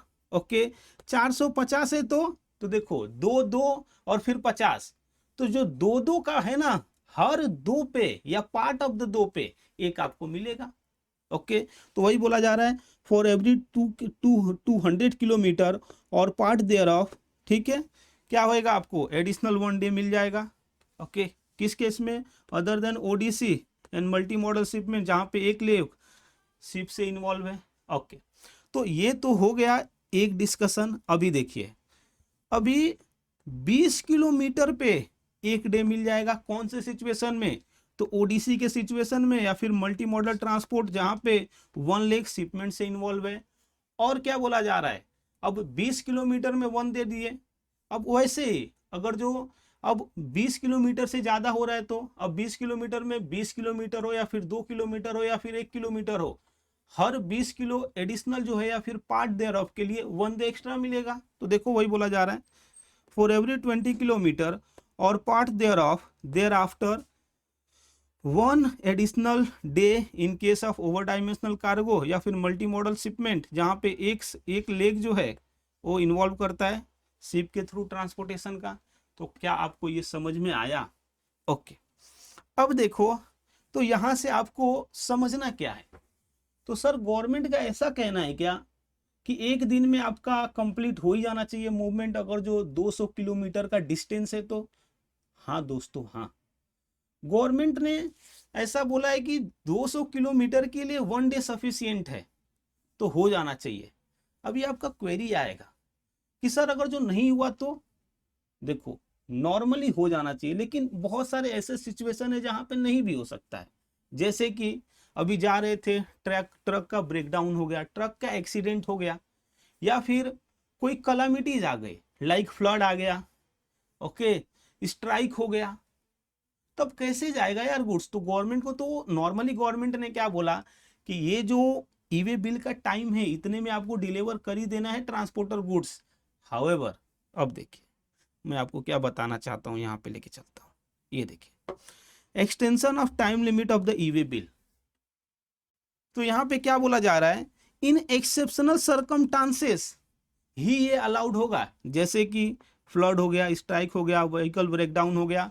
ओके, अगर जो ट्रिप नहीं कंप्लीट हो पा रहा है within the validity period of the e way bill, then the validity can be extended as follow.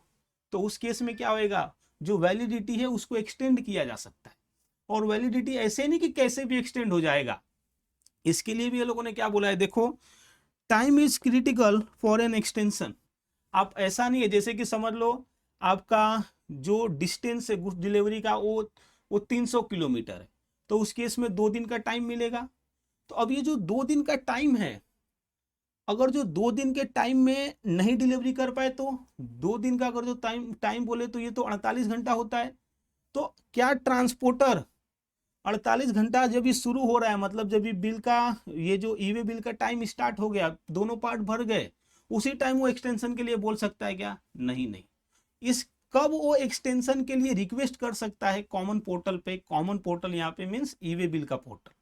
तो जो ई वे बिल का पोर्टल है वहां पे वो कब तक बोल सकता है, उसका भी टाइम लिमिट है। देखिए टाइम लिमिट क्या बोल रहा है कि अगर जो बिफोर एक्सपायरी वो बोलता है, मीन्स 48 आवर्स कंप्लीट होने वाला है, अब उसको लग रहा है नहीं डिलीवरी हो सकता, तो उस केस में उसको ये बोला जाता है कि तेरे को 8 घंटे में before expiry of the e way bill तेरे को बता देना है। मतलब जो 48 आवर्स में से लास्ट वाला 8 घंटा रहेगा, मतलब 41, 43, 44, 45, 46, 47, 48, उसमें जो ट्रांसपोर्टर है रिक्वेस्ट डालेगा एक्सटेंशन के लिए। या फिर अगर जो बिफोर एक्सपायरी नहीं डाला तो आफ्टर एक्सपायरी भी उसको टाइम दिया है गवर्नमेंट ने। गवर्नमेंट ने भले ही लॉ स्ट्रिक्ट बनाया है, लेकिन जो एक्सेप्शनल सिचुएशन है ना, वो चीज को समझे भी है, और वहां पे लॉ को अच्छे से बनाया इन लोगों ने। ये बोला है कि अगर जो एक्सपायरी हो जाता है तो उसके 8 घंटे में भी आप क्या कर सकते हो, एक्सटेंशन का रिक्वेस्ट डाल करके एक्सटेंशन ले सकते हो। ओके, और देखो कमिश्नर को भी ऐसा लगता है किसी सिचुएशन में कि एक्सटेंशन दे देना चाहिए, तो वहां पे भी वो एक्सटेंशन दे देगा। अब देखो यहाँ पे एक और चीज है दोस्तों जो आपको जानना चाहिए बहुत ही अच्छे से, अदरवाइज क्या होएगा आप गलती कर सकते हो, तो वो भी मैं बता देता हूँ आपको। ओके, अब calculation of the validity period, जैसे कि अभी एक दिन का वैलिडिटी है, मतलब कि समझ लो कि 200 किलोमीटर डिस्टेंस के लिए ई वे बिल बनाया जा रहा है। तो अब वो कितने दिन के लिए वैलिड रहेगा, एक दिन के लिए वैलिड रहेगा। तो अब ये एक दिन काउंट कैसे होएगा, जब से बन गया तब से 24 घंटा? नहीं नहीं, ध्यान से सुनिएगा जो मैं आगे बोलने जा रहा हूं। आप जिस दिन बना दिए उस दिन को छोड़ दिया जाता है और अगले दिन का 24 घंटा देख लिया जाता है।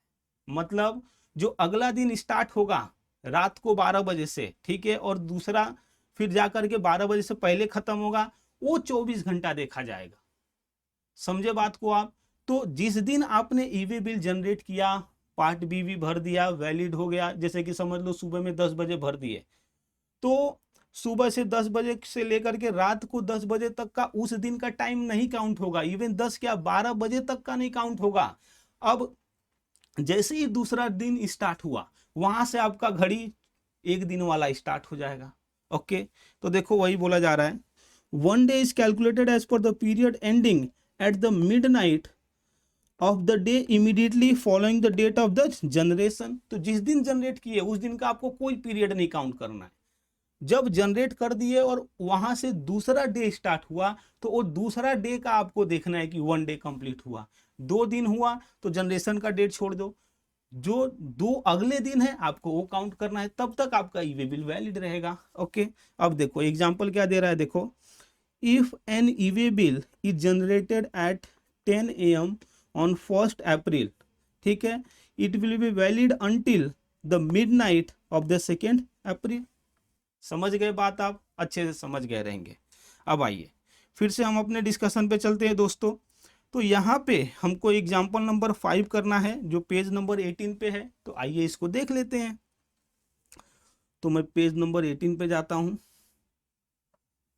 एग्जाम्पल नंबर 5 पे देखिए क्या बोला जा रहा है यहाँ पे, और registered person has to transport goods from its warehouse to its depot located at distance of 500 kilometre in the normal cargo.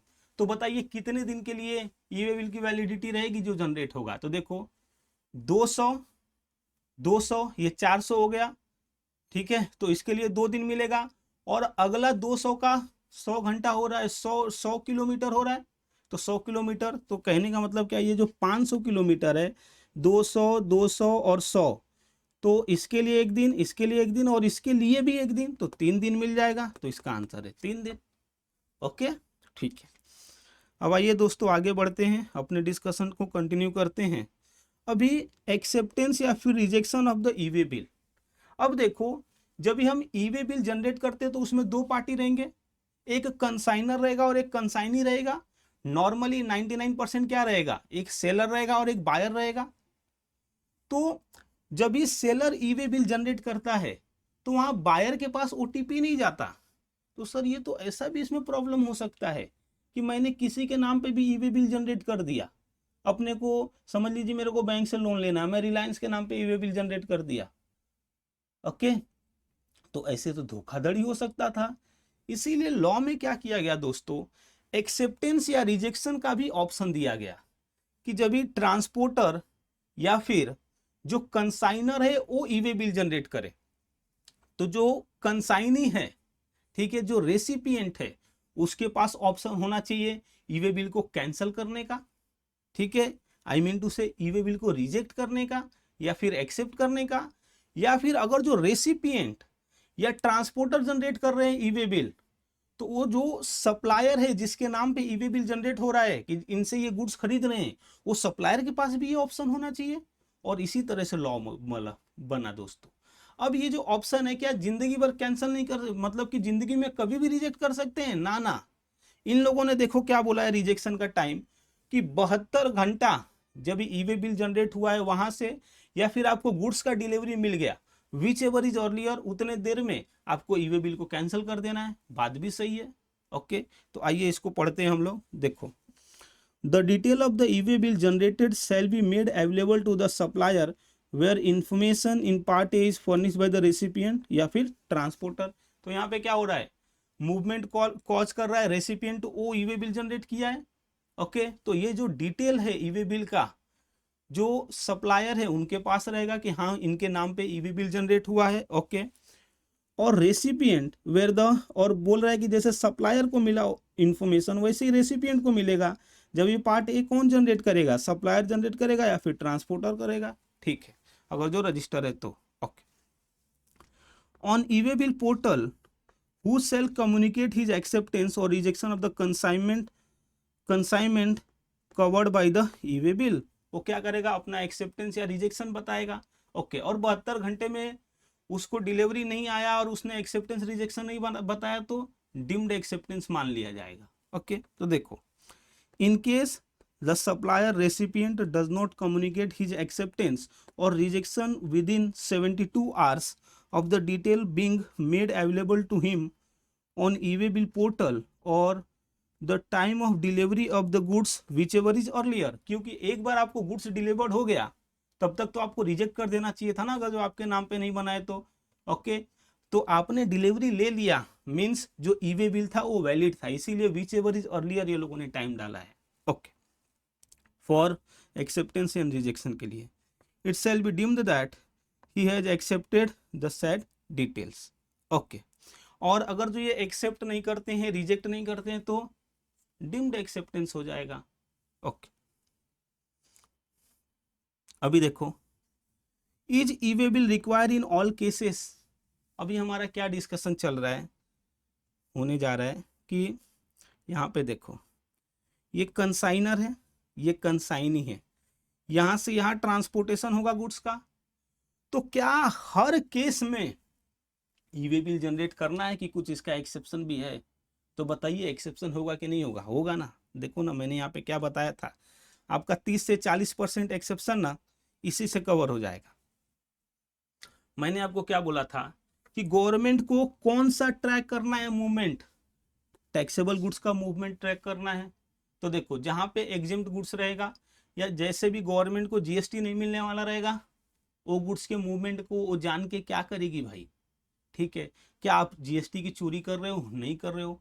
E way bill आया ही क्यों, जीएसटी की चोरी को रोकने के लिए। तो जहां पे चोरी हो ही नहीं रहा है वहां पे रोकोगे क्या? इसीलिए देखो, जो टैक्सेबल गुड्स रहेंगे वहीं पे ई वे बिल की मैंडेटरी रिक्वायरमेंट है। ओके, अब जहां पे एग्जेम्प्ट गुड्स है, नॉन जीएसटी सप्लाई वाला है या शेड्यूल 3 वाले चीज है, वहां पे तो ई वे बिल की रिक्वायरमेंट ही नहीं है। तो अभी हमारा अगला डिस्कशन क्या होगा मेरे भाई, तो ये होगा कि कौन कौन सा वो ऐसा सिचुएशन है जहां पे गुड्स का मूवमेंट तो होता है लेकिन गवर्नमेंट बोलती है ई वे बिल बनाने की जरूरत नहीं है। आइए देखते हैं इसको। तो देखो, e way bill is not required to be generated in certain specified cases। तो ये स्पेसिफाइड केसेस है दोस्तों, इतने सारे जहां पे ई वे बिल नहीं जनरेट करने की जरूरत है। तो आइए अब एक एक करके इसको पढ़ लेते हैं कि ये क्या क्या चीजें हैं। तो देखो, goods are being transported by non motorised conveyance. एक ऐसा कन्वेंस है जो नॉन मोटराइज्ड है, जैसे कि घोड़ा गाड़ी, बैलगाड़ी, ठीक है, बुलाक कार्ट जिसको हम बोलते हैं। तो अब इसके थ्रू गुड्स का ट्रांसपोर्टेशन हो रहा है तो वहां पे ई वे बिल जनरेट करने की जरूरत नहीं है, पहली बात।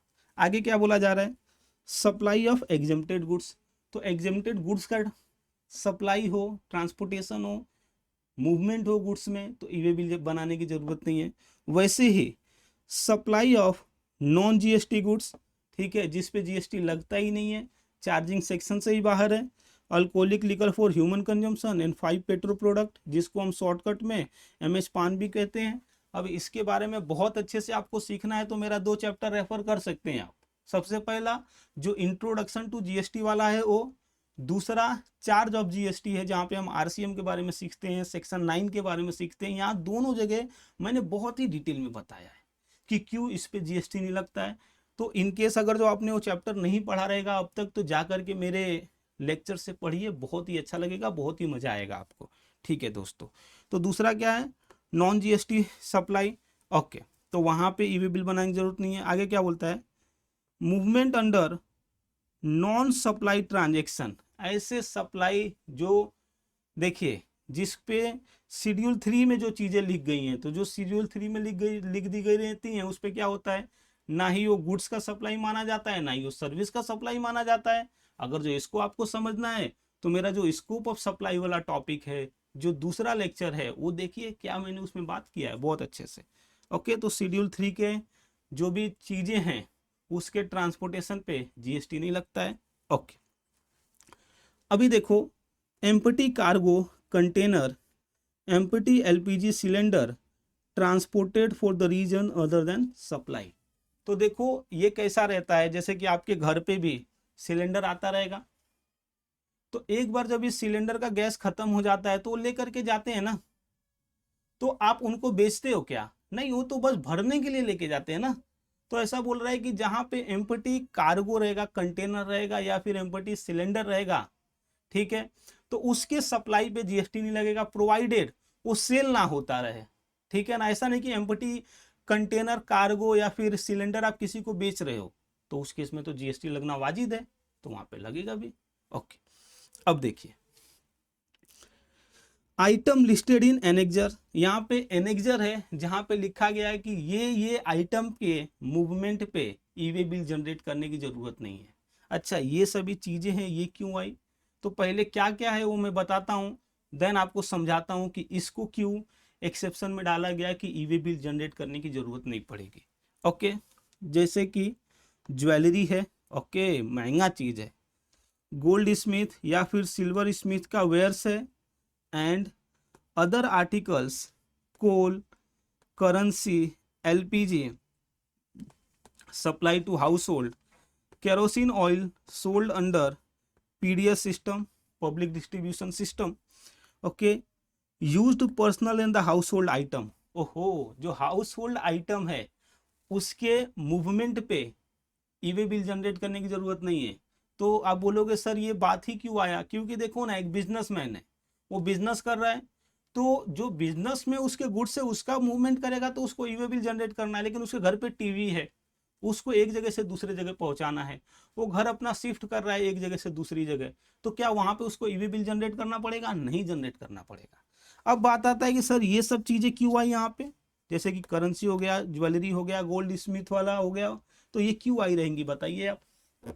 तो देखो, जब भी ई वे बिल जनरेट होता है दोस्तों, तो एडवांस में ही मालूम पड़ जाता है ना कि गुड्स का मूवमेंट कहाँ से कहाँ होने वाला है। और देखो आजकल तो आप देखते हो बैंक का डेटा सेफ नहीं है। ओके, कितना डेटा लीक हो जाता है। देखो टाटा मोटर्स का डेटा लीक हुआ था, जिसकी वजह से टाटा मोटर्स का शेयर कितना गिर गया। तो अगर जो ये सब जो इंपॉर्टेंट चीजें हैं, जो बहुत हाई वैल्यू वाली चीजें हैं, उसका आपने ई वे बिल बना दिया और ये जो डेटा है चोरों के हाथ में लग गया, देन रास्ते में ही आपका सामान लूट लेंगे। जीएसटी क्या बचेगा? मतलब जीएसटी की चोरी आप क्या बचाओगे? गवर्नमेंट जो गुड्स है, बेचारे जो बिजनेसमैन है, उनका गुड्स ही लॉस्ट हो जाएगा। समझे? तो जो बिजनेस है वो क्या हो जाएगा? बहुत ज्यादा डिस्टर्ब हो जाएगा। बिकॉज ऑफ दैट जो रिस्की वाली चीजें हैं वहां पे ई वे बिल नहीं जनरेट किया जाता है। जहां पे मूवमेंट में रिस्क है, ठीक है, बीच में चोरी हो सकता है, तो गवर्नमेंट बोलती है इस केस में हमको एडवांस में डिटेल नहीं चाहिए। ओके, देखो आगे क्या बोला जा रहा है, movement of goods by defence formation under ministry of defence as consignor या फिर कंसाइनी, तो इस पे भी ई वे बिल नहीं जनरेट करना है। उसके बाद से rail transport where central government, state government, local authority is consignor, ठीक है, तो नहीं जनरेट करना है। एक बार आप ये पढ़ के जाना। उसके बाद से कंसाइनर ट्रांसपोर्टिंग गुड्स टू और from between a place of the business in the weighment, देखिए ये एक इंपॉर्टेंट है, फिर से एक बार पढ़ता हूं। कंसाइनर ट्रांसपोर्टिंग गुड्स टू और from between the place of business and the weigh bridge for weighment, ठीक है, at the distance of 20 kilometre accompanied by a delivery challan. तो देखो अभी जब भी गुड्स ट्रांसपोर्ट, जब भी गुड्स रहता है ना एक बिजनेसमैन को, वो कहीं पे भेजना है, कहीं पे सेल हो रहा है, तो उसके पहले उसका वो वेट भी तो करेगा ना। जैसे कि 100 कुंटल का गुड्स है, तो 100 कुंटल है कि नहीं है, तो उसके लिए क्या बोला जा रहा है कि देखो अगर जो आप वेट ब्रिज पे जा रहे हो, और उसका डिस्टेंस 20 किलोमीटर तक है, तो डिलीवरी चालान लेकर के आप जाइए ट्रांसपोर्टर, आपको ई वे बिल बनाने की जरूरत नहीं है उस केस में। ठीक है, इसको याद रखिएगा आप। आगे देखो, इसको याद रखिए, इसको भी याद रखिए। ठीक है, आगे ये देखो, जहां पे कस्टम इन्वॉल्व रहता है ना, आप बस ऐसा याद रख लो, जहां पे कस्टम इन्वॉल्व रहता है वहां पे भी ई वे बिल जनरेट करने की जरूरत नहीं पड़ती है। आप देख लीजिए ये। उसके वजह से क्या बोला जाता है, ट्रांजिट कार्गो ट्रांसपोर्टेड टू और फ्रॉम नेपाल या फिर भूटान, तो यहाँ पे ई वे बिल बनाने की जरूरत नहीं है। अभी देखो इस पे क्वेश्चन नंबर 3 है पेज नंबर 34 पे, उसको आप एक बार देख लीजिए। तो आते हैं हम लोग 34 क्वेश्चन नंबर 4, क्या बोला जा रहा है देखो, तल्लीलाल और registered person has transported alcoholic liquor for the human consumption okay of consignment value of 1,50,000 from Delhi to Haryana. ठीक है, तो कंसाइनमेंट वैल्यू कितना है, 1,50,000 है, तो ये तो 50,000 से एक्सीड कर रहा है, तो क्या ई वे बिल लगेगा कि नहीं लगेगा, बताइए। आगे क्या बोला जा रहा है देखो, he has not generated E way bill for the same, और उसने ई वे बिल जनरेट भी नहीं किया है।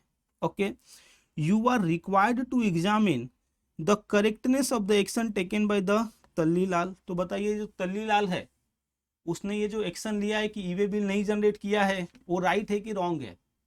तो क्योंकि इसका जो गुड्स है वो चार्जिंग सेक्शन से बाहर है, alcoholic liquor for human consumption वाला चीज है, तो यहाँ पे जीएसटी नहीं लगता है, नॉन जीएसटी सप्लाई है। ओके, तो इस केस में ई वे बिल जनरेट करने की जरूरत नहीं है। तो जो इन्होंने डिसीजन लिया है तल्लीलाल ने वो सही लिया है। ओके, आगे बढ़ते हैं। अभी क्या बोला जा रहा है, document device to be carried by the person in charge of the conveyance. तो ये देखिए,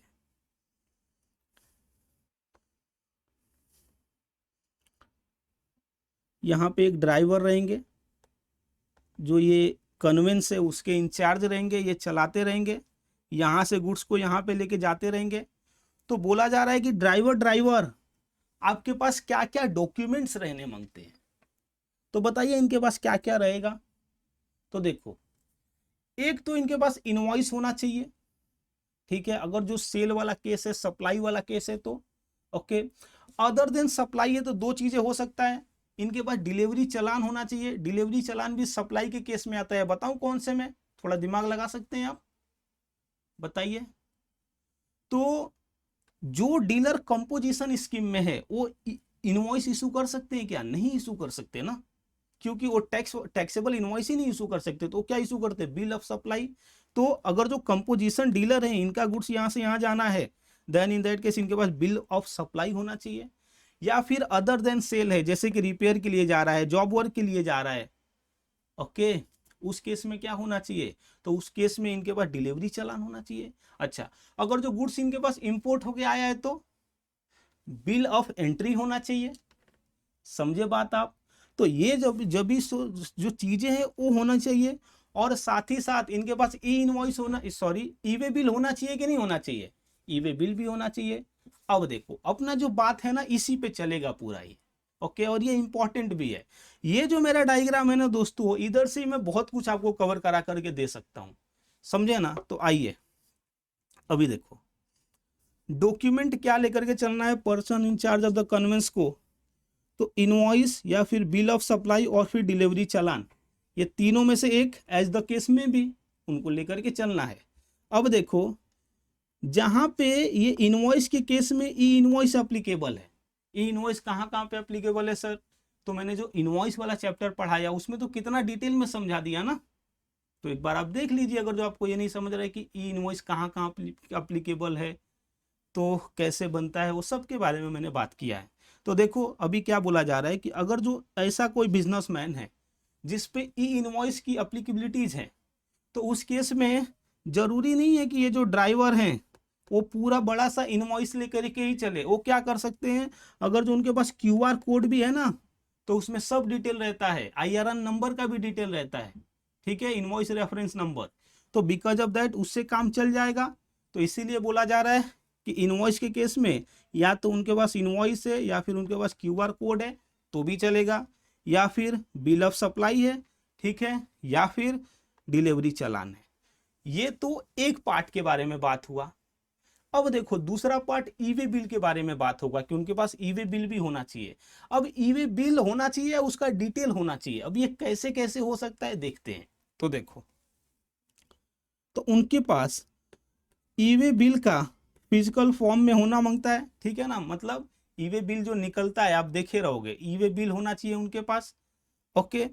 या फिर क्या बोला जा रहा है, ई वे बिल का नंबर होना चाहिए इन इलेक्ट्रॉनिक फॉर्म। अब ये ई वे बिल का नंबर होगा इलेक्ट्रॉनिक फॉर्म में तो उससे क्या फायदा होगा, अरे भाई इसके पास नंबर है ना, और चेक करेंगे तो कौन करेंगे, व्हीकल को इंस्पेक्ट करेंगे तो कौन करेंगे, तो जीएसटी के ऑफिसर करेंगे। तो उनके पास भी तो सिस्टम अवेलेबल होगा जहां पे लॉगिन करके देख पाएंगे ई वे बिल नंबर के हिसाब से कि जो यहाँ पे गुड्स दिख रहा है, जो ई वे बिल में इन्होंने डाला है, ठीक है, और जो उनके ट्रक में है वो सच में है कि नहीं है। तो जो भी ई वे बिल पे डिटेल है वो ई वे बिल नंबर से वो निकाल सकते हैं। तो इसीलिए बोला जा रहा है कि ई वे बिल नंबर्स भी रहेगा तो भी चल जाएगा, ठीक है, ओके। अब देखो तीसरा क्या बोला जा रहा है, ये कुछ अलग है। Mapped to RFID radio frequency identification device embedded on the conveyance. अब देखो ये जो कन्वेंस है वहां पे एक RFID डिवाइस होता है। RFID डिवाइस क्या होता है, इसमें फ्रीक्वेंसी रहती है, मतलब इसमें नेटवर्क आता है और ये जो क्या करता है, जो भी ई इनवॉइस का डेटा है वो एक रडार में, पर्टिकुलर रडार में फेंकते रहता है, ओके। तो अभी जो भी ये जो जीएसटी वाले हैं इन लोगों ने क्या किया है, पर्टिकुलर जगह पे, समझ लीजिए चेक नाके पे अपना एक सिस्टम बैठा के रखा है। जब भी गाड़ी वहां से गुजरता है ये खुद से रीड कर लेता है। देखो क्यूआर कोड में क्या रहता है, उसके सामने लाओगे तो ही रीड करेगा, लेकिन वाईफाई कैसा होता है बताओ, वाईफाई का तो एक रेंज होता है ना, उस रेंज में रहेगा तो मालूम पड़ जाएगा कि हाँ इसका वाईफाई चालू है। तो वैसे ही RFID डिवाइस में क्या होता है, ये ई वे बिल का डेटा मैप कर दिया जाता है, उसमें डाल दिया जाता है, तो वो पर्टिकुलर रडार में अपना भेजते रहेगा डेटा। तो जहां जहां से गुजरेगा वहां वहां से मालूम पड़ जाएगा गवर्नमेंट को, हाँ अब ये चेक नके पे अगर जो स्कैन होकर के मालूम पड़ गया, मतलब वो रडार में आ गया तो डेटा खींच लेगा, मालूम पड़ गया दूसरे तो मालूम पड़ गया गवर्नमेंट को, समझ रहे हैं। तो इस तरह से भी चलेगा। तो उस केस में क्या होएगा, उस केस में तो ई वे बिल कैरी ही नहीं करना है आपको, ओके। तो ये हो गया document device to be carried by a person in charge of the conveyance. ये क्वेश्चन नंबर 1 है, पेज नंबर 34 पे। आइए देखते हैं क्या बोलता है। बोल रहा है what are the document and the device to be carried by a person in charge of the conveyance under rule 138A of the CGST rule 2017। तो वो तो मैंने आपको समझा दिया कि इनवॉइस होना चाहिए, ई वे बिल होना चाहिए, ठीक है, और इसका डिफरेंट वे हो गया रखने का, ठीक है, ओके। अब आगे बढ़ते हैं दोस्तों। अब देखो अगला डिस्कशन ये ऑडिट एंड असेसमेंट के रिस्पेक्ट में, कि ये जो गुड्स जा रहा है, ओके, अब ये जो जीएसटी के ऑफिसर्स है वो एरिया में इंटरसेप्ट कर सकते हैं, मतलब क्या एक को रुका सकते हैं, रुको रुको रुको, आप गुड्स लेकर के जा रहे हो, ई वे बिल दिखाओ, ई वे बिल दिखाया, ई वे बिल में जो चीजें हैं वो मैच करेगा, हाँ तुम्हारे जो ट्रक है उसमें वही चीजें तो लदी है ना, ऐसा तो नहीं ई वे बिल में कोई भी चीज है, जैसे कि मोबाइल जा रहा है, मोबाइल 10 लिखा है ई वे बिल में, लेके जा रहे हो आप 50, तो क्या हुआ, आप तो टैक्स की चोरी कर रहे हो, समझ रहे हैं। तो अब ऐसे ऑडिट होगा, ऑडिट होगा, अब उसका रिपोर्ट बनेगा, समझ रहे हैं। अब ऐसा भी हो सकता है, अभी एक बात को समझो आप, गवर्नमेंट ने क्या बोला कि 200 किलोमीटर रहेगा तो वहां पे एक दिन देंगे। अब समझ लो ये जीएसटी का ऑफिसर है, परेशान करने लगे कि हम भी चेक करेंगे, हम भी चेक करेंगे, तो चलेगा क्या, नहीं। और दूसरी साइड से ये भी नहीं चलेगा कि वो नहीं चेक करेंगे, अदरवाइज चोरी का सिचुएशन आ सकता है। इसीलिए क्या, एक जो लॉ बनाया जाएगा ना, बैलेंस्ड लॉ बनाया जाएगा, मतलब कि सांप भी मर जाए और लाठी भी ना टूटे। मीन्स यहाँ पे ऐसा लॉ बनाया जाएगा कि जो ये वेरिफिकेशन का चीज है, ऑफिसर देखना चाहते वो देख भी ले, लेकिन बार बार ना देखे भाई। अभी मेरा गुड्स एक स्टेट से दूसरे स्टेट में गुजर रहा है, एक स्टेट में चेक हुआ, तो फिर से दूसरे स्टेट में भी होगा क्या? नहीं होगा। ओके, तो ऐसा ये कुछ प्रोविजन बना रहेगा। उसके बाद से अगर जो ज्यादा देर के लिए इंटरसेप्ट कर रहे हैं लोग, जैसे कि ज्यादा देर चेक कर रहे हैं, 30 मिनट से ज्यादा कर रहे हैं, तो आप बताओ जो 24 घंटा दिए वो भी तो हैम्पर हो रहा है, समझे? तो ये अपलोड करेंगे डिटेल, और ज्यादा ये करेंगे ना, बहुत ज्यादा टाइम लगा देंगे ना, तो फिर क्या होएगा? फिर ये होएगा कि जो इनको टाइम दिए वो भी एक्सटेंड कर सकते हैं, वैलिडिटी ऑफ ईवे बिल जो दिए थे। ओके, तो देखो अब ये भी बहुत इजी है, मस्त है, आपको समझ रहा है ना चीज। अगर जो समझ रहा रहेगा तो वीडियो को लाइक कीजिएगा, अपने दोस्तों के साथ शेयर कीजिएगा। दोस्तों ये टोटली फ्री है आपके लिए, 1 रुपया नहीं ले रहा हूँ ये पढ़ाने के लिए, और बहुत ही अच्छे से पढ़ा रहा हूँ, बहुत मेहनत करके पढ़ा रहा हूँ। ओके, तो देखो verification of document and conveyance, तो यहाँ पे क्या बोला जा रहा है? कमिश्नर या any officer empowered by him in this behalf may authorize the proper officer to intercept any conveyance। क्या बोल रहा है कि एनी कोई भी कन्वेंस को रुका सकता है, रुको रुको, ठीक है। जैसे कि अभी देखो ये जब यहां से यहां जा रहा है तो यहाँ पे जीएसटी का ऑफिसर है, इसने क्या किया, हाथ डाल के रुका दिया चीजों को कि ये रुक जा, बता मेरे को डिटेल्स, वैसा, ठीक है। To verify the e way bill and the e-way bill number in physical form for all interstate and intra-state movement of the goods। ठीक है ना, मतलब किसी को रुका करके वो पूछ सकता है, कमिश्नर या फिर पर्सन एम्पावर्ड बाई हिम रहेगा तो ही। ओके, आगे क्या बोला जा रहा है? Physical verification of the specific conveyance can also be carried out, okay, by any officer on the receipt of the specific information on the tax evasion. अगर जो किसी ऑफिसर को ऐसा इंफॉर्मेशन मिला है कि ये ट्रक के थ्रू टैक्स इवेजन हो रहा है, यहाँ पे गुड्स और कुछ और जा रहा है, और टैक्स भरने के लिए जो इनवॉइस बना है और ईवे बिल बना है उसमें कुछ और दिखाया गया है, देन इन दैट केस वो जो कन्वेंस रहेगा उसको रोकेंगे, और ये क्या करेंगे, फिजिकली चेक करेंगे। ओके, और after obtaining necessary approval of the commissioner और the officer authorise by him in this behalf. और ऐसा नहीं कि ऐसे ही कर देंगे, ठीक है, इनको पहले कमिश्नर से अप्रूवल लेना पड़ेगा, अदरवाइज क्या होगा? देखो एक बात समझो, लॉ रहता है ना, वो लॉ जैसा होना चाहिए। बहुत ज्यादा स्ट्रिक्ट भी बना दोगे ना तो सिस्टम नहीं चल पाएगा। जो लॉ के रखवाले रहेंगे, मीन्स जो जीएसटी ऑफिसर रहेंगे, उनके पास इतना पावर आ जाएगा कि वो आपको परेशान कर देंगे।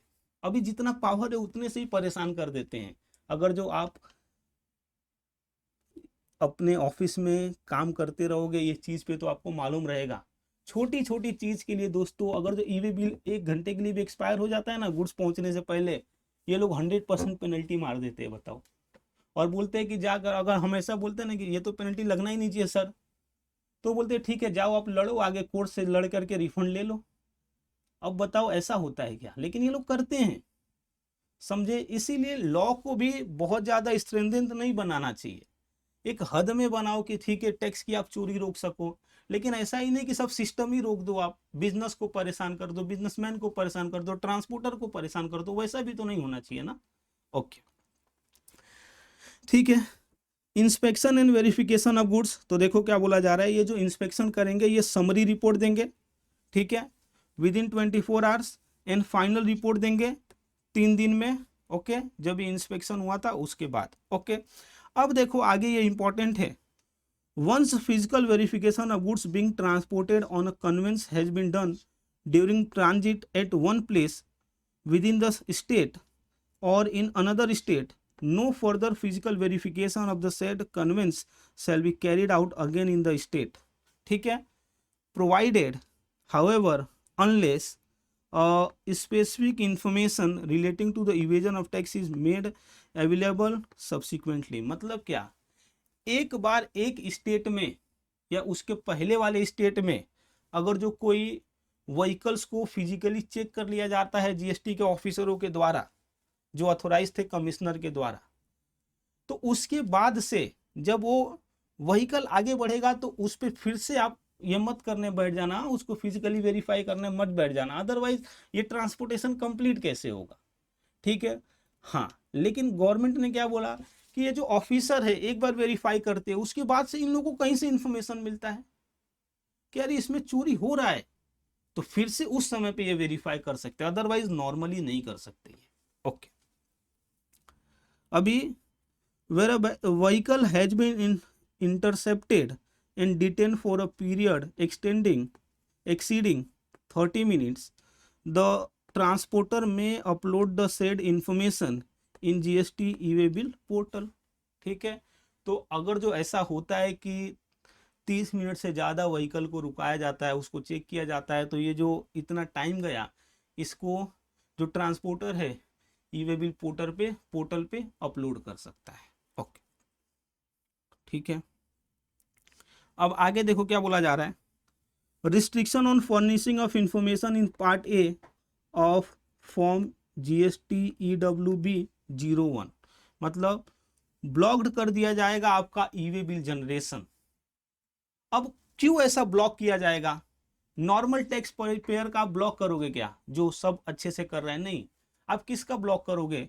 जो अच्छे से जीएसटी में काम नहीं कर रहा है, जैसे कि वो रिटर्न नहीं फाइल कर रहा है, टैक्स नहीं भर रहा है, उसका ब्लॉक करो कि पहले तू टैक्स भर, रिटर्न फाइल कर, तो ये मैं तेरा अनब्लॉक करूंगा। तो इस तरह से यहाँ पे प्रोविजन बना हुआ है। और देखो एक बात याद रखिएगा, जो ये आउटवर्ड सप्लाई करेंगे, जो ये बदमाश टैक्स पेयर हैं, ठीक है, जो काम नहीं करके दे रहे हैं, ये जो आउटवर्ड सप्लाई करेंगे उसका ई-वे बिल जनरेशन ब्लॉक होएगा, ये नहीं कि इनवर्ड सप्लाई का भी। ठीक है, वो तो दूसरा कोई इसको बेच रहा है। तो कहने का मतलब क्या है, बेचने के केस में इन लोग का ई-वे बिल ब्लॉक्ड है, खरीदने के केस में नहीं, क्योंकि वहां पे कोई सामने वाला जनरेट कर रहा है। ओके, तो देखो क्या बोला जा रहा है यहाँ पे, no person including a consignor, consignee, transporter, an e commerce operator और अ कुरियर एजेंसी, क्योंकि ये सब लोग जनरेट कर सकते थे ना ई-वे बिल, सप्लायर के लिए, सेलर के लिए, तो ये सबको बोल दिया कि तुम लोग अब वो सप्लायर सेलर के ई-वे बिल नहीं जनरेट कर सकते।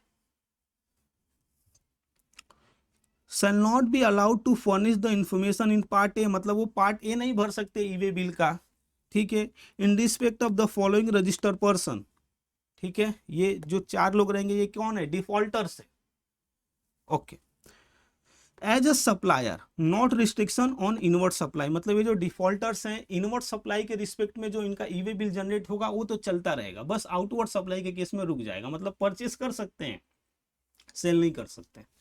तो देखो पहला कंपोजिशन सप्लायर के बारे में बोला जा रहा है composition supplier has not furnish the statement of payment of the self assessed tax for a 2 conservative quarters. तो जो 2 कंजर्वेटिव क्वार्टर्स के, कंजर्वेटिव क्वार्टर्स मतलब कि जैसे कि पहला क्वार्टर कौन सा है, तो अप्रैल से जून वाला है, उसमें नहीं भरा, देन जुलाई से सितंबर वाला है, उसमें नहीं भरा उन लोगों ने। तो इन दैट केस क्या बोला जा रहा है, इनका ई-वे बिल ब्लॉक करो। पहले इनको बोलो टैक्स भरने के लिए एक बार भर देंगे, उसके बाद से ई-वे बिल फिर से अनब्लॉक होगा और जनरेट करो। अदरवाइज तुम सेल करते जा रहे हो, 6 महीने से टैक्स नहीं भरे, भाग गए, तो गवर्नमेंट कहाँ पकड़ेगी, और तुमको ही पकड़ना है क्या? गवर्नमेंट के पास बहुत सारे काम है। ओके, अब देखो दूसरा बोला जा रहा है a person paying tax under the regular scheme. अब ये रेगुलर स्कीम वाले हैं, ठीक है, मतलब इनको छोड़ करके दूसरे सभी regular scheme has not furnish the return for the conservative 2 tax period. 2 tax period के लोगों ने रिटर्न नहीं फाइल किया। रिटर्न नहीं मतलब ये कौन सा रिटर्न की बात कर रहे हैं? 3B की बात कर रहे हैं। 3B नहीं फाइल हुआ है तो ये लोगों ने टैक्स का पेमेंट नहीं किया है, तो रोको इनको। वैसे ही क्या बोला जा रहा है कि a person paid tax under the regular scheme has not furnish GSTR1 for any 2 month और the quarter as the case में भी। ये क्वार्टर बोले तो QRMP वालों के लिए, ठीक है। तो ये दोनों केस में क्या बोल रहा है, आपने R1 नहीं फाइल किया, 3B नहीं फाइल किया, 2 कंजर्वेटिव मंथ के लिए या फिर क्वार्टर के लिए, तो फिर इन लोग को ब्लॉक करो। पहले इन लोग को भरने दो, फिर इन लोग को ई-वे बिल बना करके सेल करने का मौका मिलेगा, या गुड्स को सप्लाई करने का मौका करेगा, ट्रांसपोर्ट करने को मौका मिलेगा, मूवमेंट का मौका मिलेगा, अदरवाइज इन लोग को देने का ही नहीं। ठीक है, ऐसे क्या बोला जा रहा है, देखो a person whose registration has been suspended. अब बताओ रजिस्ट्रेशन क्यों सस्पेंड हुआ रहेगा? कुछ ये कालाकांडी किया रहेगा। ओके, ये जो सप्लायर है, जैसे कि जो उसका प्लेस ऑफ बिजनेस रिपोर्ट किया वहां से बिजनेस ही नहीं कर रहे हैं, या फिर ऐसे लोगों से गुड्स खरीद के बैठ गया जो बाद में देखा गया जीएसटी वालों ने तो ये तो फ्रॉड पर्सन है, ये तो बिल में बस ट्रेडिंग कर रहे हैं, तो ठीक है इससे रिलेटेड ये है ना, इसका सस्पेंड करो और इससे पहले इंफॉर्मेशन मांगो कि इन लोग से क्यों खरीदा। और खरीदा तो तेरे पास सच में गुड्स आया कि नहीं, तो ये सभी केसेस में ई वे बिल का जनरेशन ब्लॉक्ड हो जाएगा। ओके, इस पे एग्जाम्पल नंबर 6 है, तो आइए देख लेते हैं पेज नंबर 26 पे। Example number 6 page number 26। Mr. A, a registered person paying tax under the regular scheme in Delhi, has not filed GSTR1 for the 2 last month. Mr. B, Haryana, a regular tax return filer, want to generate an e-way bill of the goods to be supplied to Mr. A। तो बताओ होगा कि नहीं ये generate. तो देखो ये जो रेगुलर वाले वो जनरेट करने वाले हैं ना, और मिस्टर ए जो है वो परचेस कर रहे हैं, सेल नहीं। ओके, इसीलिए ये अलाउड हो जाएगा। तो देखो here there will no restriction in generating the e-way bill for Mr. B who is making outward movement of the goods as he is regular return filer। ठीक है, Mr. A want to generate an e-way bill in respect of the outward supply of the goods to Mr. H। e-way bill generation is blocked in this case as it's an outward movement of the Mr. A who has not filed GSTR1 for the past 2 month. तो ये तो मैंने आपको बहुत अच्छे से समझा दिया, तो ये भी हो गया दोस्तों। ओके, अब आगे देखते हैं। अभी ये जो कमिश्नर है ना, कमिश्नर अगर जो इसको सेटिस्फाई कर देते हो कि नहीं हम ये जो किए हैं ठीक है हमारी गलती है, लेकिन हम इसको सही कर लेंगे, तो कमिश्नर चाहिए तो अलाउ कर देगा कि आप ई-वे बिल जनरेट कर सको। ओके, ये एक्सटेंशन वाला तो मैंने आपको बता ही दिया। अब देखो हमको कुछ इंपॉर्टेंट नोट्स के बारे में पढ़ाई करना है। अभी अच्छा लग रहा है, ये चैप्टर खत्म होने वाला है दोस्तों। ओके, थोड़ा सा और 10 से 15 मिनट में मैं आपको खत्म करवा दूंगा चैप्टर, तो और 10 से 15 मिनट आप मेरे को झेल लो, अच्छे से पढ़ लो। ओके, देखो अभी आप ये देखेंगे पहला इंपॉर्टेंट नोट क्या बोला जा रहा है। In case of intra state movement, जब भी इंट्रा स्टेट मूवमेंट होता है of the goods, state is entitled to make special provision. जो स्टेट हैं उन लोगों के पास ये पावर है। कहाँ से पावर मिला है, तो सेक्शन 138 रूल 138 सब रूल 14 से मिला है। तो अब ये पावर का यूज करते हुए ये दिल्ली एंड महाराष्ट्र वालों ने क्या किया है ना, कि जो इंट्रा स्टेट मूवमेंट होगा वहां पे जो कंसाइनमेंट वैल्यू है, बोल रहे हैं कि 1 लाख तक रहेगा ना तो ई-वे बिल जनरेट करने की जरूरत ही नहीं है। 1 लाख से ज्यादा होगा तो ही ई-वे बिल जनरेट करना है। याद रखिएगा ये इंट्रा स्टेट मूवमेंट की बात चल रही है, इंटर स्टेट नहीं। इंटर स्टेट में मोर देन 50,000 ही रहेगा। ओके, उसके बाद से कैलकुलेशन ऑफ कंसाइनमेंट वैल्यू, ये तो मैंने कितना अच्छे से बता दिया है आपको, और ये इतने सारे इस पे एग्जाम्पल्स एंड क्वेश्चन भी करवा दिए हैं। ओके, आगे इन case of supply outside India. अब देखो एक इंडिया का बिजनेसमैन है, वो बाहरी सेल कर रहा है, बाहरी बेच रहा है, बाहरी खरीद भी रहा है, बाहरी बेच भी रहा है। जैसे कि हाई सी सेल हुआ, दूसरे देश से खरीदा, इंडियन जो कस्टम स्टेशन है या फिर इंडियन का जो सी है उस एरिया में आने से पहले वो किसी और को बेच दिया। गवर्नमेंट को कुछ फर्क पड़ेगा क्या, उससे नहीं फर्क पड़ेगा। उसको तो विद इन इंडिया जो मूवमेंट हो रहा है गुड्स का उसको ट्रैक करना है, तो उस केस में ई-वे बिल बनाने की जरूरत नहीं है। ओके, एक्सपोर्ट के केस में तो मैंने आपको बता दिया कि जो इंडिया में होएगा कस्टम स्टेशन तक गुड्स जाएगा उसका ई-वे बिल बनेगा, उसके बाद से बाहर जाए उसका गवर्नमेंट को क्या करना है। ओके, अब देखो bill to ship to transaction के बारे में मेरे को एक बताना है, ये भी बहुत ही जल्दी से मैं बता देता हूँ, इजी भी है। देखो बिल टू शिप टू क्या होता है, मैंने आपको आईटीसी वाले टॉपिक में बताया, देन प्लेस ऑफ सप्लाई वाले टॉपिक में बताया। ओके, तो बहुत अच्छे से अब तक आप समझ गए रहोगे कि हाँ B2C क्या बोलते हैं, bill to ship to model क्या होता है। इसमें क्या होता है, पहले कोई पर्सन खरीदता है, अब ये जो खरीदता है इसके पास गुड्स आने से पहले इसको कहीं से ऑर्डर मिल जाता है, तो ये क्या बोलता है कि जहां से ऑर्डर मिला है ना और जहां से खरीद रहा है, तो जिधर से खरीद रहा है उसको बोलता है सीधे तू उसको पहुंचा दे। तो यहाँ पे अभी एक ही डिलीवरी हो रहा है, तो बोल रहा है एक ही ई-वे बिल से काम चल जाएगा। ओके, अब ये सप्लायर जनरेट करे या फिर रेसिपिएंट जनरेट करे। ओके, तो ये मेरा हो गया बिल टू शिप टू पे डिस्कशन। उसके बाद से कैलकुलेशन और वैलिडिटी पीरियड आपको मैंने बता ही दिया। अब देखो ये एक इम्पॉर्टेंट है, ध्यान से सुन लीजिए, part of the e way bill and its importance. तो ई-वे बिल के कितने पार्ट होते हैं, 2 पार्ट होते हैं, part A and part B. Both must be completed for the e way bill to be consider as a valid for the movement of goods. Means e way bill को तभी e-way bill माना जाएगा, ये मैं पहले भी बताया था, अभी भी बता देता हूँ। ई-वे बिल को तभी ई-वे बिल माना जाएगा जब उसका part A and part B दोनों फाइल्ड हुआ रहे, दोनों भरा गया रहे, एक्सेप्ट वो जो एक था ना 50 किलोमीटर वाला, उसको छोड़ दिया जाए तो। ओके, अब देखो, तो ये वही वाला पार्ट है। अब बात ये आता है, ये जो पार्ट बी है इसको कब कब भरा जा सकता है। तो देखो, ये डिपेंड करता है कि आपका मोड ऑफ ट्रांसपोर्ट क्या है। अगर जो रोड से कर रहे हो तो जो पार्ट बी है before movement of the goods भरना पड़ेगा आपको, अदरवाइज क्या होएगा, आपका जो ई-वे बिल है वो वैलिड ही नहीं माना जाएगा। ओके, रेल के में केस में क्या होएगा, तो देखो जो पार्ट बी है वो आपको भरना ही है, और यहाँ पे रेलवे रिसीट नंबर डालना पड़ता है पार्ट बी में, और ये बिफोर या फिर आफ्टर जो मूवमेंट है आप भर सकते हो। हाँ, लेकिन याद रखिएगा, ये जो रेलवे वाले हैं ना, जब तक आप ई-वे बिल नहीं दोगे तब तक डिलीवरी नहीं देंगे। सर मैं ई-वे बिल में बस पार्ट ये भर के दे दूं तो नहीं चलेगा ना मेरे भाई, क्योंकि वो ई-वे बिल को हम वैलिड ही नहीं मानेंगे। ओके, वैसे ही एयर के थ्रू जाएगा तो एयरवे बिल नंबर रहेगा, उसके बाद से बिफोर या फिर आफ्टर आएगा, लेकिन जब भी गुड्स आपको वहाँ पे लेना रहेगा तो आपको ई-वे बिल देना ही पड़ेगा। वैसे ही वेसल में भी होता है, ठीक है, बिल ऑफ लैडिंग आपको देना रहता है, बिफोर या फिर आफ्टर मूवमेंट ये भर सकते हो, लेकिन जब भी आप वहाँ पे दोगे तो चाहिए ही, और ये डोमेस्टिक लेग के लिए ही रिक्वायर्ड होता है। ओके, अभी e-way bill in case of import of goods क्या होएगा, तो देखो ये जो इंपोर्ट और एक्सपोर्ट है ये आपके सिलेबस में नहीं है, ये मैं आपको एक्स्ट्रा पढ़ा दे रहा हूँ। क्यों एक्स्ट्रा पढ़ा रहा हूँ, क्योंकि ये इजी है। अब सब कुछ सिखा दिया, 1 मिनट का क्यों छोड़ दूं, जो आपका सीए फाइनल का है उसको भी देख लो ना, इसके लिए जस्ट मैं बता दे रहा हूँ। तो जब ये बाहर से इंडिया में आएगा तो ई-वे बिल लगेगा, बाहर का गवर्नमेंट को मूवमेंट का क्या करना है। हाँ, लेकिन जब ये कस्टम स्टेशन से आप लोगे फॉर होम कंजम्पशन तो वहां पे आपको ई-वे बिल बना करके ही गुड्स का मूवमेंट कराना पड़ेगा आपके फैक्ट्री तक, आपके गोडाउन तक। ओके, ठीक है।